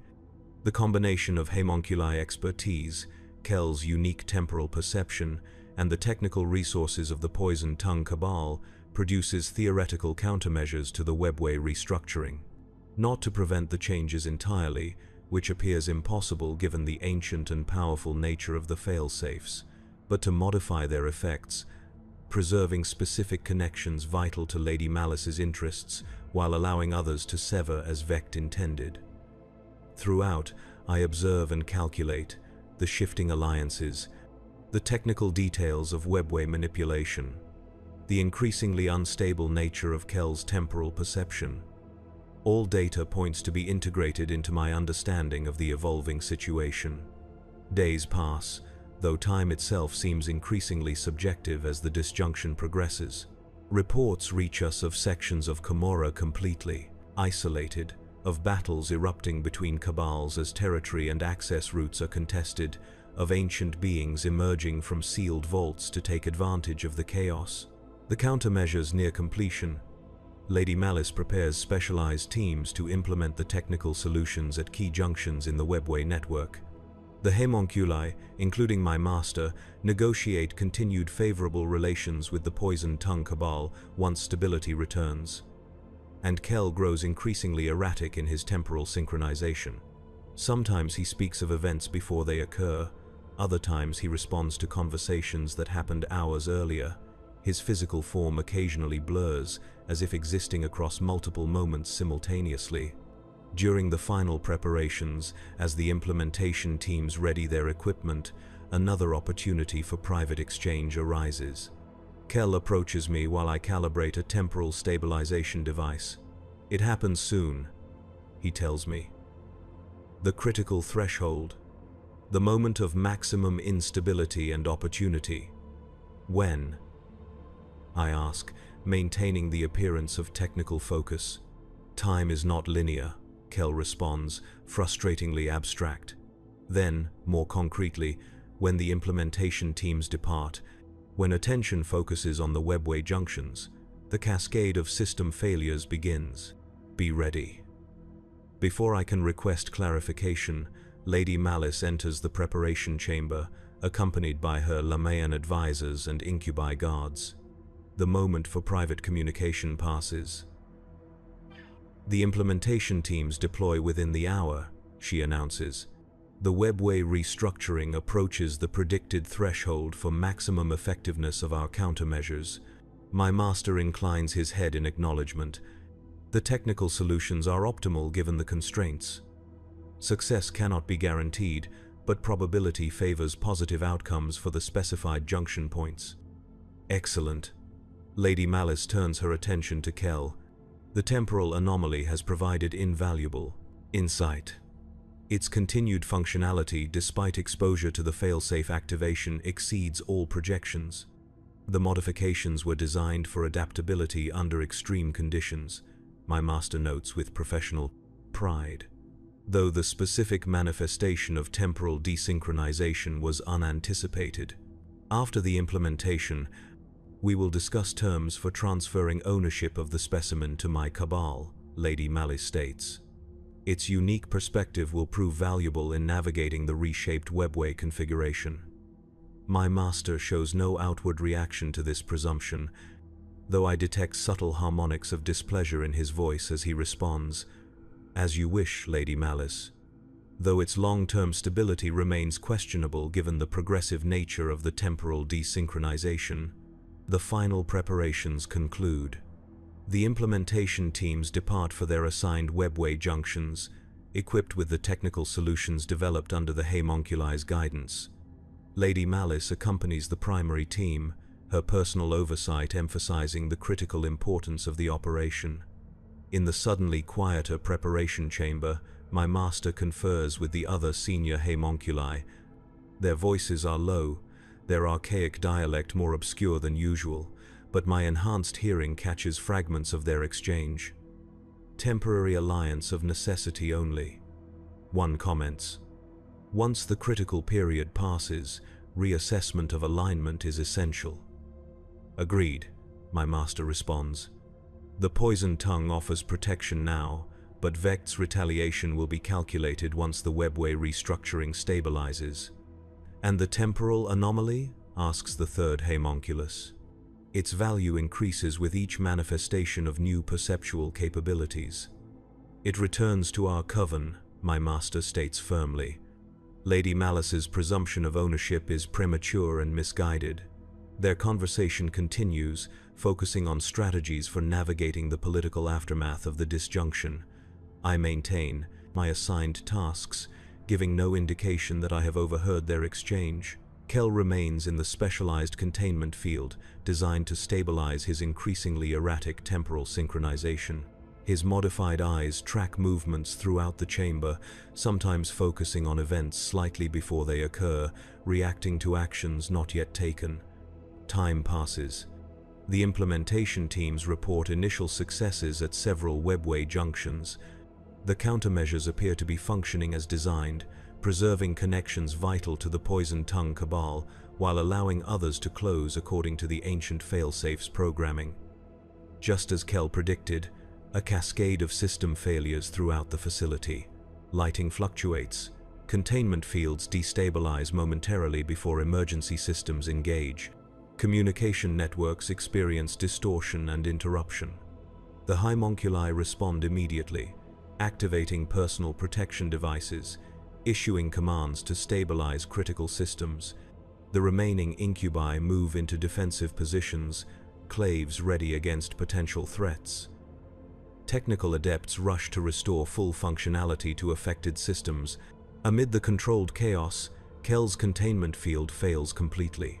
He steps free, moving with that strange fluidity that suggests existence across multiple temporal states simultaneously. The incubi react instantly, weapons orienting toward the unexpected threat. But Kell does not attack. Instead, he approaches me with deliberate purpose. "Now, Draven," he says, voice creating harmonics that seem to exist slightly out of phase with reality itself. The moment of choice. The senior homunculi turn their attention to the escaped specimen, already activating devices to restrain or neutralize him if necessary. My master's eyes narrow as he observes the interaction, calculating implications and responses. What choice, I ask, maintaining the appearance of the loyal Rack while positioning myself between Kell and the immediate threat of the incubi. To remain a tool or to become a player, Kell responds. To serve others' ambitions or to pursue your own. The disjunction creates possibilities outside established hierarchies, paths not previously accessible. My master approaches, his ancient form moving with the deliberate precision of a predator assessing potential prey. The temporal anomaly experiences increased desynchronization, he observes. Its cognitive processes fragment across multiple timelines. Fascinating but ultimately unstable. Not unstable, Kell corrects. Evolved. Perception freed from linear constraint. I see the patterns now, the cycles of predation and submission that define this place, and the potential for something different. Restrain the specimen, my master instructs me. Its value remains significant despite the cognitive deterioration. The moment of choice, as Kell named it. To obey, as I have since my transformation from human captive to Rack. Or to act according to my own calculated interest in this moment of unprecedented instability. The disjunction has reshaped not just the webway connections that sustain Komorrag, but the power structures that define existence within the Dark City.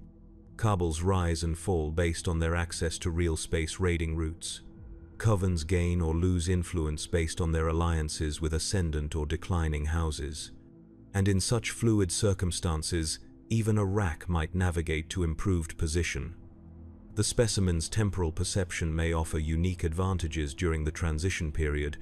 I suggest to my master, neither directly obeying nor openly defying, its instability could be directed rather than simply contained. My master pauses, calculating. Elaborate. The countermeasures implemented at the webway junctions preserve specific connections while allowing others to close. But the specimen perceives across multiple temporal states simultaneously.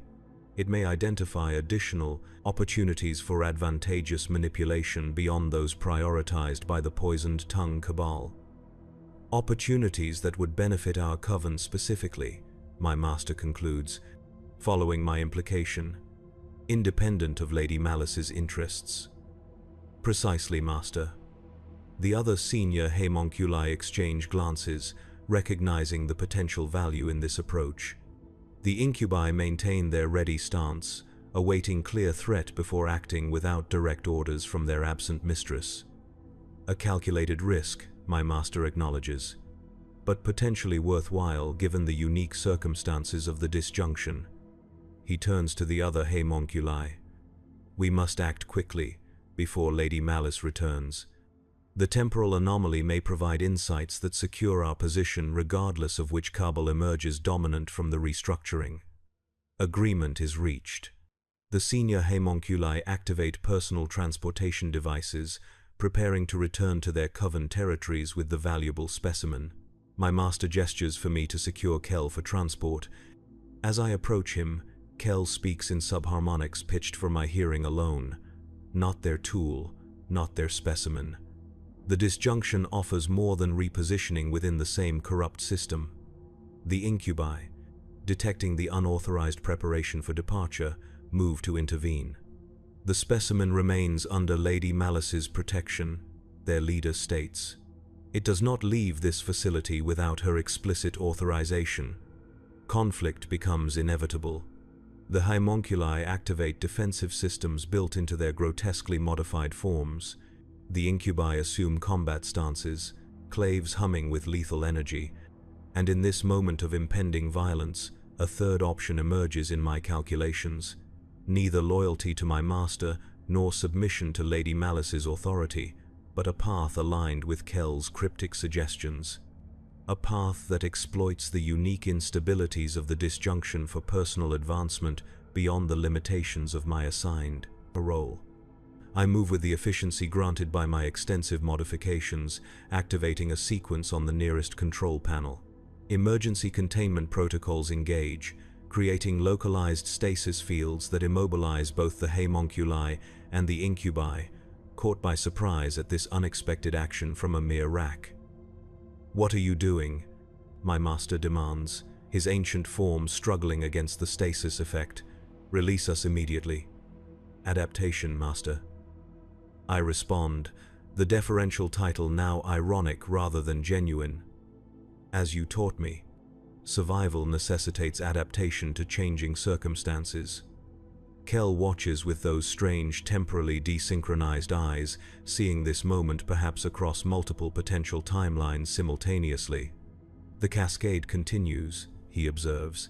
"Systems throughout Komorok fail as the webway restructuring reaches critical threshold. Opportunities manifest for those prepared to recognize them. I access the facility's central control systems, leveraging the technical knowledge accumulated throughout my service to the homunculi covens. The disjunction has created vulnerabilities in security protocols throughout Komorok, and this facility is no exception. Within moments, I have command of essential functions, from containment fields to communication networks. This defiance is illogical," my master argues, still calculating how to regain control of the situation. "Your value derives from your association with our coven. Without that protection, you are merely another modified specimen in a city of predators." "Perhaps," I acknowledge, "but the disjunction creates new equations of value and vulnerability, and I have calculated my position with care." I activate the communication system, establishing connection with Lady Malice's personal channel. Her image appears, expression shifting from irritation at the interruption to calculation as she assesses the unexpected situation. "Interesting," she observes, taking in the immobilized homunculi and incubi. The rack demonstrates initiative beyond its programming. The homunculi plan to depart with the temporal anomaly, I inform her, to exploit its unique perception for their exclusive advantage during the webway restructuring. "Predictable," Lady Malice responds dismissively. "Their ambition is as consistent as their underestimation of my anticipation, and now you secure them and contact me directly. For what purpose?" "Negotiation," I state simply. "The temporal anomaly offers unique advantages during this transition period. Advantages I am positioned to help you maximize, having worked intimately with both the specimen and the countermeasure development." Lady Malice studies me with the predatory assessment of one who has navigated the lethal politics of Komorok for millennia. "And your terms?" "Recognition of elevated status, protection during the transition period, access to resources for continued modification according to my own design rather than imposed templates." "Ambitious for a rack," she notes, neither accepting nor rejecting outright. "The disjunction redefines what is possible," I counter. "Those who adapt to new realities prosper." Those who cling to old hierarchies find themselves isolated as the webway restructures, a calculated appeal to her current priorities. Lady Malice's entire strategy revolves around adaptation to the changing webway configuration, preserving her cabal's position despite Vect's attempt to isolate her power base. You offer control of the temporal anomaly and the expertise to utilize its unique perspective, she summarizes, in exchange for elevation from tool to asset in my service. Precisely, my master hisses from within the stasis field. The rack betrays millennia of investment and development for momentary advantage. Its calculation is flawed. Lady Malice will use its knowledge and discard it once the critical period passes. Perhaps, Lady Malice acknowledges with cruel amusement. Or perhaps adaptability and initiative deserve reward, particularly during times of such magnificent opportunity. The disjunction reshapes more than just the webway, after all. It redefines the very nature of value in our society. Her attention returns to me. Maintain control of the facility. Secure the temporal anomaly for transport. I return within the hour to complete our arrangement personally. The communication ends. I have committed fully now to this new path, betraying my master for the possibility of advancement under Lady Malice's protection. A calculated risk, but one aligned with the fundamental principle of survival that has guided me since my transformation from human captive to rack. Kel approaches, moving through the space between the immobilized homunculi and incubi. Choice made, he observes, but incomplete. Lady Malice offers advancement within the same system of predation, a different master, not freedom from mastery. True freedom is illusion in Komorog, I respond. Advancement within the system is the realistic objective. Realistic for those who perceive linearly, Kel counters. The Terminus Horologe revealed alternatives beyond conventional calculation. Paths that intersect the restructuring webway in ways neither Vect nor Malice has anticipated. My master laughs from within the stasis field, the sound distorted but still carrying the weight of ancient cruelty. The temporal anomaly offers metaphysical delusions as strategy, proof of its cognitive deterioration. Kel ignores the taunt, focusing entirely on me. The webway restructuring creates temporary bridges to realms normally inaccessible from Komorog. Paths that will exist briefly during the peak instability, then close permanently as the new configuration stabilizes. What realms, I ask, curiosity overriding caution, places beyond Drukhari dominion, beyond the reach of she who thirsts. Places where the rigid definitions of identity that constrain existence here become fluid. The implication is staggering. Escape from Komorog itself, not merely advancement within the hierarchies of the Dark City, but departure from its fundamental systems of predation and submission. A possibility I had calculated as so remote as to be effectively impossible.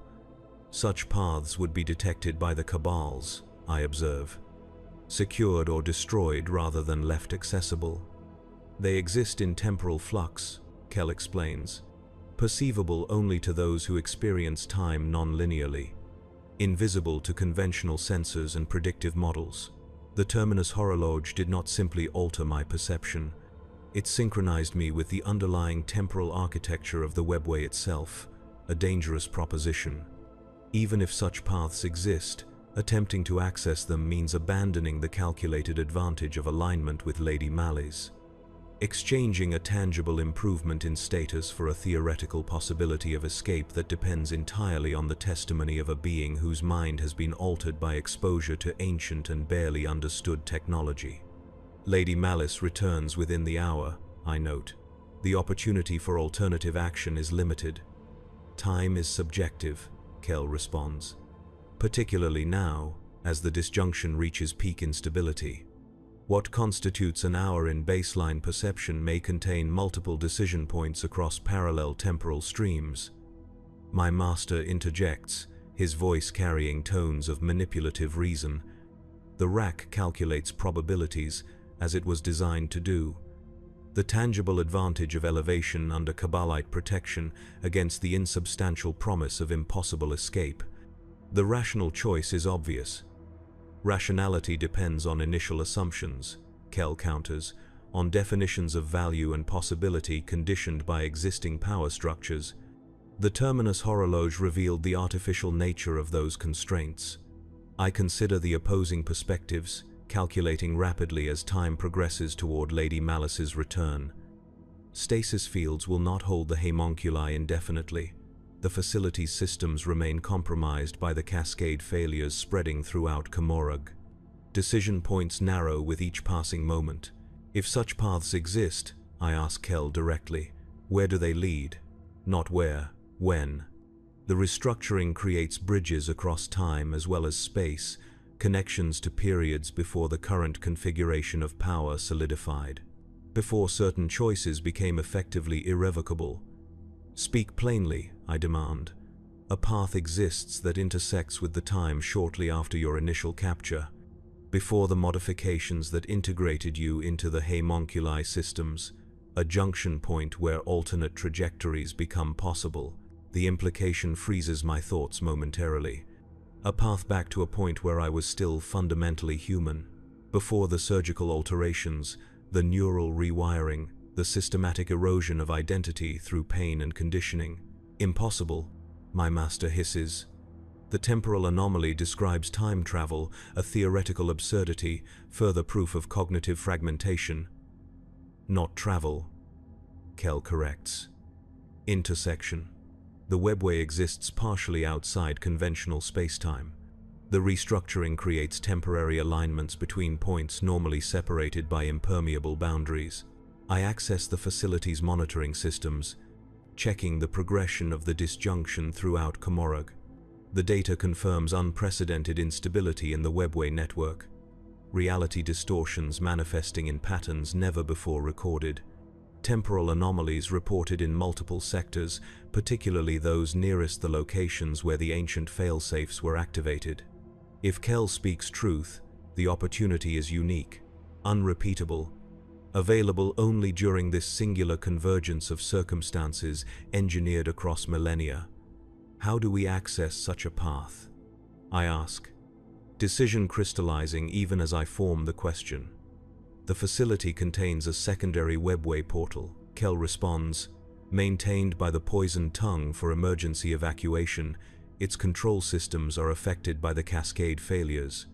Recalibration to the specific temporal frequency is possible for someone with your technical knowledge.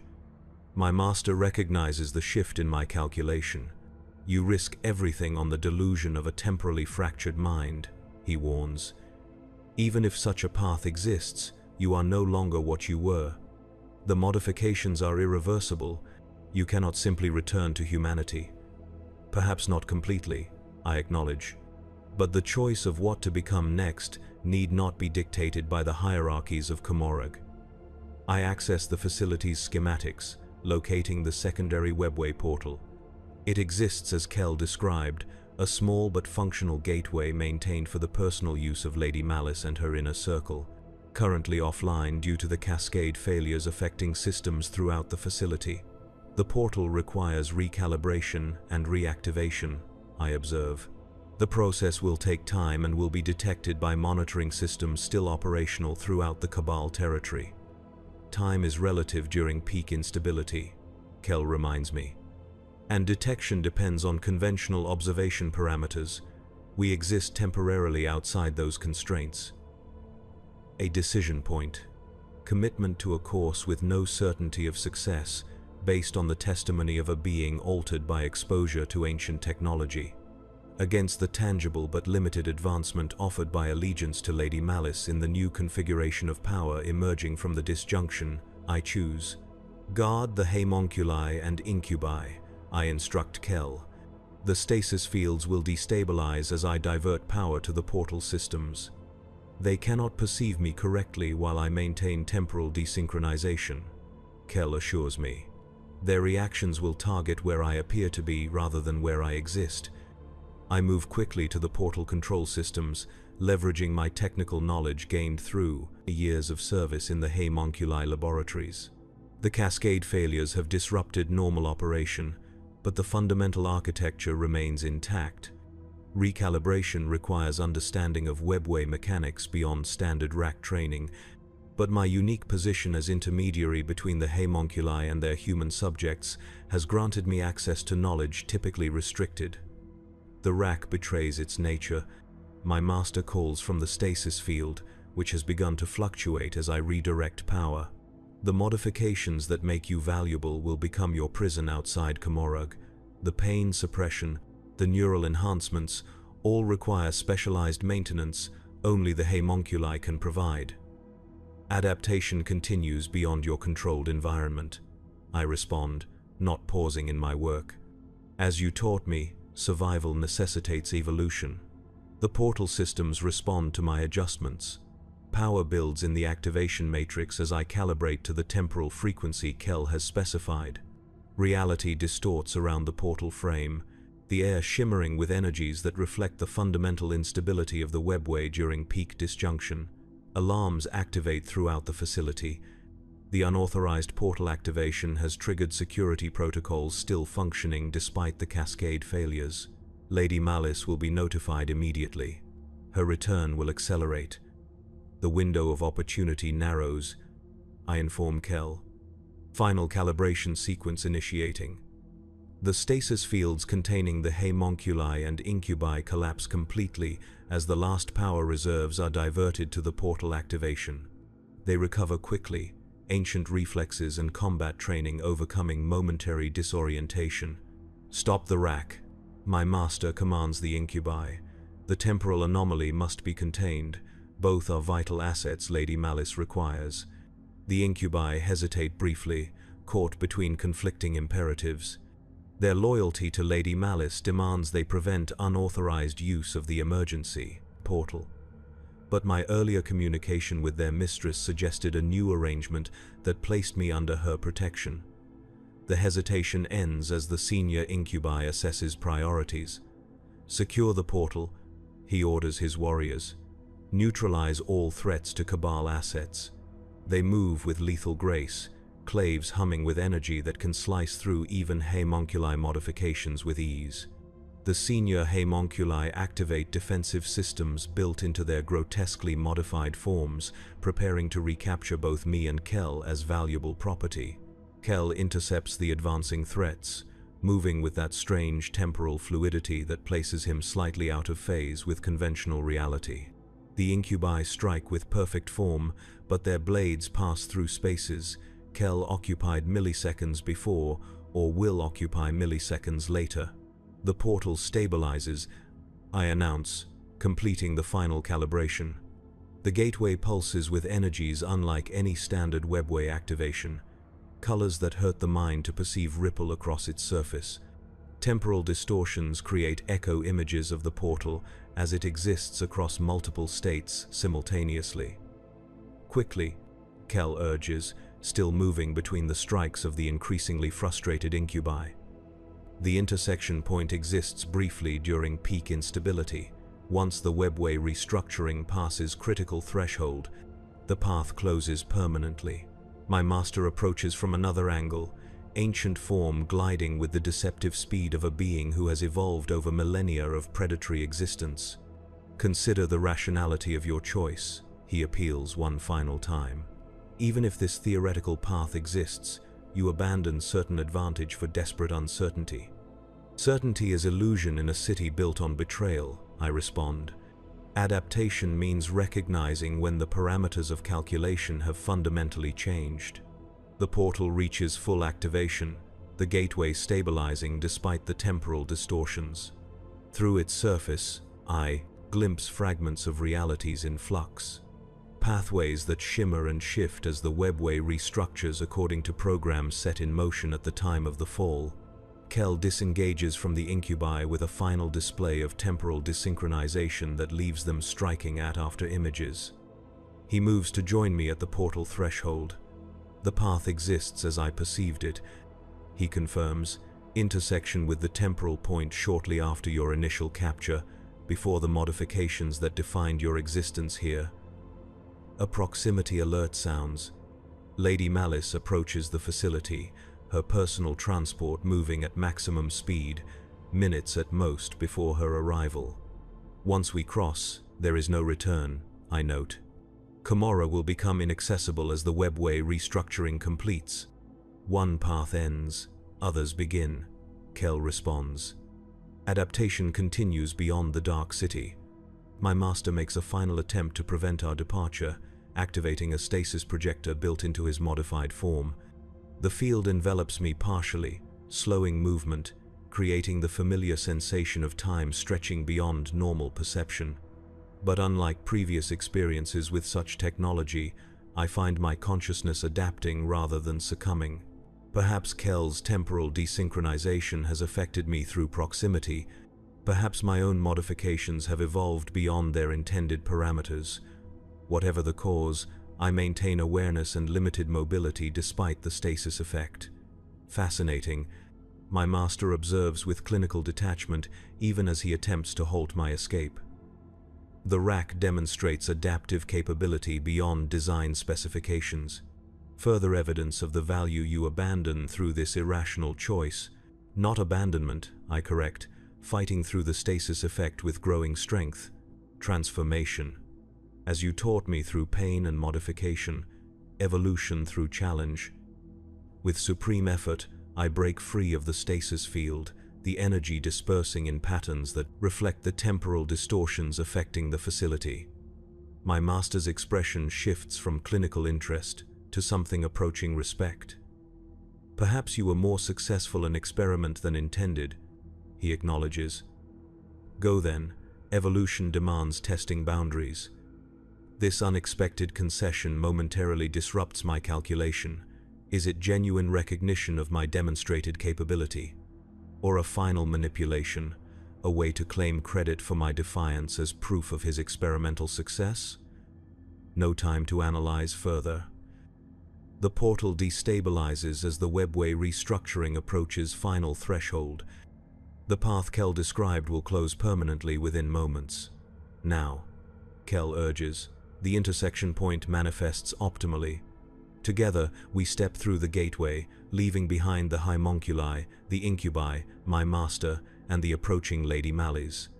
Leaving behind Komorra itself as the disjunction reshapes the Dark City, according to plans set in motion millennia ago. The sensation defies description. Not the familiar transition of standard webway travel, but a fracturing of perception itself. My consciousness seems to separate into multiple streams, each experiencing a different potential timeline simultaneously. I see versions of myself that never existed, paths not taken, choices unmade. Through this kaleidoscope of possibility, one reality gradually solidifies, a temporal intersection point, as Kel described. The period shortly after my initial capture by the Dark Eldar. Before the modifications that transformed me from human captive to rack, we emerge into a shadowed corner of Komorra unlike the city we left. Similar in its fundamental architecture of cruelty, but lacking specific structures that developed later. The air tastes different. The ambient suffering less concentrated. The Dark City as it existed years before the disjunction.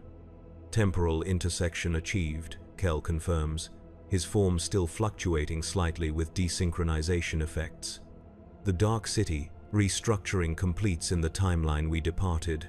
The path closes permanently behind us. I take stock of our situation. We have arrived in Komorra of the past, but not escaped it entirely.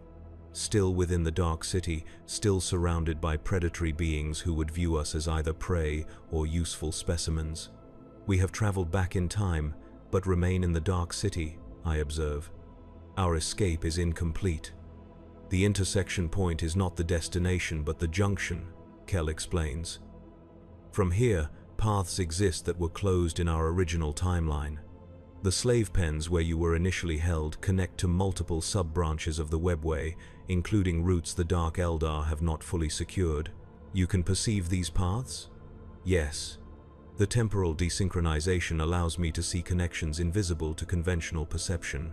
Pathways temporarily accessible before the Dark Eldar complete certain security protocols they implemented in the timeline we departed. A plan forms.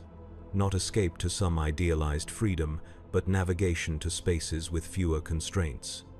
movement from absolute captivity to relative autonomy. We must reach the slave pens without detection, I note. My earlier self would be held there at this temporal point. Not only detection we must avoid, Kel cautions. Temporal paradox as well. Direct interaction with your past self could create instabilities in an already fragile intersection point. Then we move carefully, utilizing our knowledge of Komorog's architecture and protocols to remain undetected. We proceed through the shadowed undercity of ancient Komorog, avoiding the main thoroughfares, utilizing maintenance passages and servant corridors I remember from years of navigating the dark city as a rack. My modified form attracts attention when glimpsed, so unlike the standard anatomies of either Dark Eldar or their slaves, but we move quickly enough to prevent close examination. Kel leads with his unique temporal perception, identifying patrol patterns and security measures with uncanny accuracy. His desynchronization allows him to perceive dangers before they fully manifest, guiding us away from threats moments before they appear. We reach the outer perimeter of the slave pens. The familiar sounds of suffering drift from within, the raw material that feeds the Dark Eldar's eternal hunger. Somewhere inside, my earlier self awaits the transformation that will turn a human captive into a specialized tool of the homunculi. The webway access point is located in the processing chamber, I recall, used to transport new captures directly to designated covens or cabals.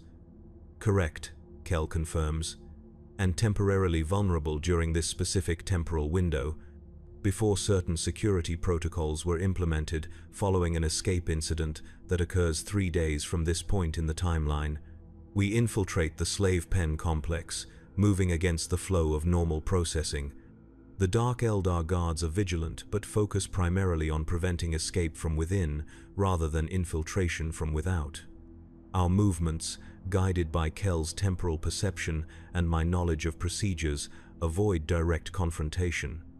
In the central processing chamber, newly captured slaves are sorted according to physical condition, psychological profile, and potential value to various factions within Komorog. The webway access point dominates the far wall, currently inactive but humming with potential energy. We must activate the portal without alerting security systems, I observe. The protocols are less sophisticated in this timeline but still formidable. Distraction required, Kel agrees. The processing system can be overloaded temporarily. Create confusion that masks our portal activation. Working together, we access a control node in the chamber's periphery.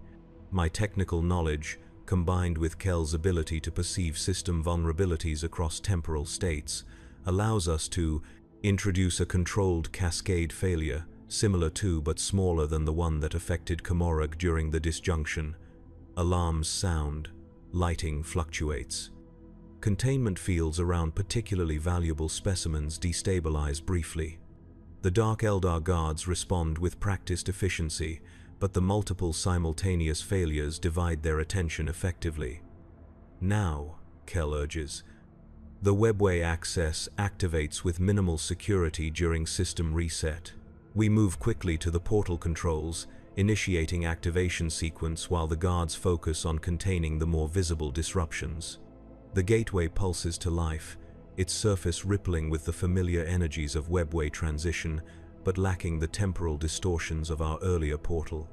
The path I perceive leads initially to a secondary junction, then branches to multiple exit points, Kel explains rapidly. One connects to a region of space the Imperium designates Ultima Segmentum, another to the edges of territory claimed by the Tau, a third to an anomalous region where reality blends with the Immaterium in stable configuration. The third option, I decide immediately. Imperial space means execution as Xenos abomination, Tau territory means examination and likely containment as biological curiosity. The anomalous region contains its own dangers, Kel cautions. Reality operates according to different principles there, but possibilities exist that conventional space denies. Possibilities are all we require. Adaptation continues beyond known parameters. The guards notice our unauthorized portal activation. They move to intercept, splinter weapons raised, faces masks of predatory hunger. But they are too late. The gateway stabilizes, showing glimpses of a reality unlike either Imperial space or Komorog. Colors that should not exist. Geometries that defy conventional physics. A realm where the rigid boundaries between materium and immaterium blur into something new. As we prepare to step through, I glimpse movement in the peripheral chamber, where new captives await processing. Among the huddled humans, one figure catches my attention. A younger man, face still bearing the wounds of recent capture, eyes burning with defiance not yet extinguished by the Dark Eldar's methodical cruelty. My earlier self, the human I was before transformation into a rack. Our eyes meet briefly across the chamber, an impossible moment of recognition that should create paradox yet somehow stabilizes rather than disrupts. In his eyes, I see not just fear and confusion, but a flicker of something else, understanding perhaps, or the first calculation that will eventually lead to survival through adaptation. Then we are through the portal, leaving Komorra behind as splinter fire dissipates against the closing gateway. The webway transition carries us first to the junction Kel described, then along the branch leading to the anomalous region where reality operates according to different rules. We emerge into a landscape that defies conventional description. Not quite material space, not quite the immaterium, but a stable blend of both. Colors with physical texture, sounds visible as patterns in the air, gravity that responds to consciousness as much as mass. The anomaly exists in multiple states simultaneously, Kel observes, his temporal desynchronization seeming to stabilize rather than deteriorate in this environment. Material and immaterial, past and present, defined and potential. I survey our new surroundings, calculating possibilities with the enhanced cognitive capacity my modifications provide. Not freedom in any absolute sense, not escape to some idealized existence without constraint or danger, but a realm of new parameters, new rules to learn, new ways to adapt. What now? I ask, not with uncertainty but with genuine curiosity about Kel's perception of our options. Evolution continues, he responds simply, as it always has, as it always will. Not linear progression but exploration of possibility space. In this realm, the rigid definitions that constrained us in Komorra become fluid. Identity becomes mutable by choice rather than by force. I consider this perspective. The modifications that make me what I am now cannot be simply reversed. The neural enhancements, the physical alterations, the cognitive reconfiguration, all remain. But in this realm where reality itself responds to consciousness, perhaps they become tools rather than chains. Resources for continued adaptation rather than markers of enforced servitude. We are not what we were, I acknowledge. Neither human nor Dark Eldar nor simple Rak. But in this space between definitions, perhaps that indeterminacy becomes advantage rather than limitation. Precisely, Kel agrees. The Dark Eldar taught us through pain that identity is mutable. Here we continue that lesson, but under our own direction rather than theirs. The landscape shifts around us, responding to our consciousness, creating structures that reflect our thoughts and intentions. Not solid architecture like the cruel spires of Komorra, but flowing configurations of matter and energy that provide shelter and resources according to need. I sense other presences in this realm, not human, not Eldar, not any recognized species, but entities that exist comfortably in this blended state of reality. Some notice our arrival with curiosity rather than hostility. Others maintain distance, observing, calculating, as I would in their position. A complex ecosystem, I observe, new rules to learn, new hierarchies to navigate. Yes, Kel confirms, but fundamentally different from Komorra. Predation exists here, as it does throughout reality, but not as sole organizing principle. Symbiosis as well. Mutual evolution. Possibilities beyond simple dominance and submission. I feel my consciousness expanding to encompass these new parameters, the neural enhancements designed for service in the homunculi laboratories adapt to processing unfamiliar sensory information, conceptualizing patterns beyond standard material physics. Not freedom, as I might have imagined it in my earliest days of captivity, not a simple return to humanity, which was never possible after the modifications that transformed me, but something else, something new. A third path beyond simple captivity or impossible restoration. Adaptation continues. I agree, echoing Kell's earlier statement. Evolution beyond the limitations imposed by others. The anomalous realm shifts around us, responding to this decision, creating pathways deeper into its blended reality. Kell's temporal desynchronization stabilizes further, finding equilibrium in an environment where time itself operates differently than in conventional space. Together we move forward into this new existence, not escaping the past, which remains part of us in the modifications to our bodies and minds. Not forgetting the cruel lessons of Komorog, which taught us both the mutable nature of identity and the calculation necessary for survival in hostile environments, but transforming those lessons, redirecting the tools forced upon us toward purposes of our own choosing, finding in the space between defined states the possibility of self-determination despite the limitations we carry. The dark Eldar of Komorog exist in perpetual hunger, feeding on suffering to postpone the inevitable consumption of their souls by she who thirsts. Their entire society functions as an elaborate system of predation, where cruelty is both currency and salvation, where mercy is the one act no dark Eldar can afford. We carry the marks of that society, Kell and I. The physical modifications, the neural conditioning, the calculated approach to existence that prioritizes survival above conventional morality. We cannot simply erase these aspects of ourselves, cannot return to some idealized state of innocence that existed before our capture and transformation. But in this realm between defined states, where reality responds to consciousness as much as consciousness responds to reality, perhaps we can evolve into something neither our original selves nor our captors anticipated.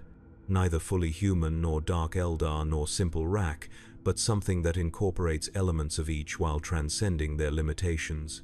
The anomalous landscape continues to shift around us as we move deeper into its blended reality. Colors with texture, sounds with visible patterns, gravity responsive to intention. A realm of possibility rather than rigid definition. And in this space between states, adaptation continues.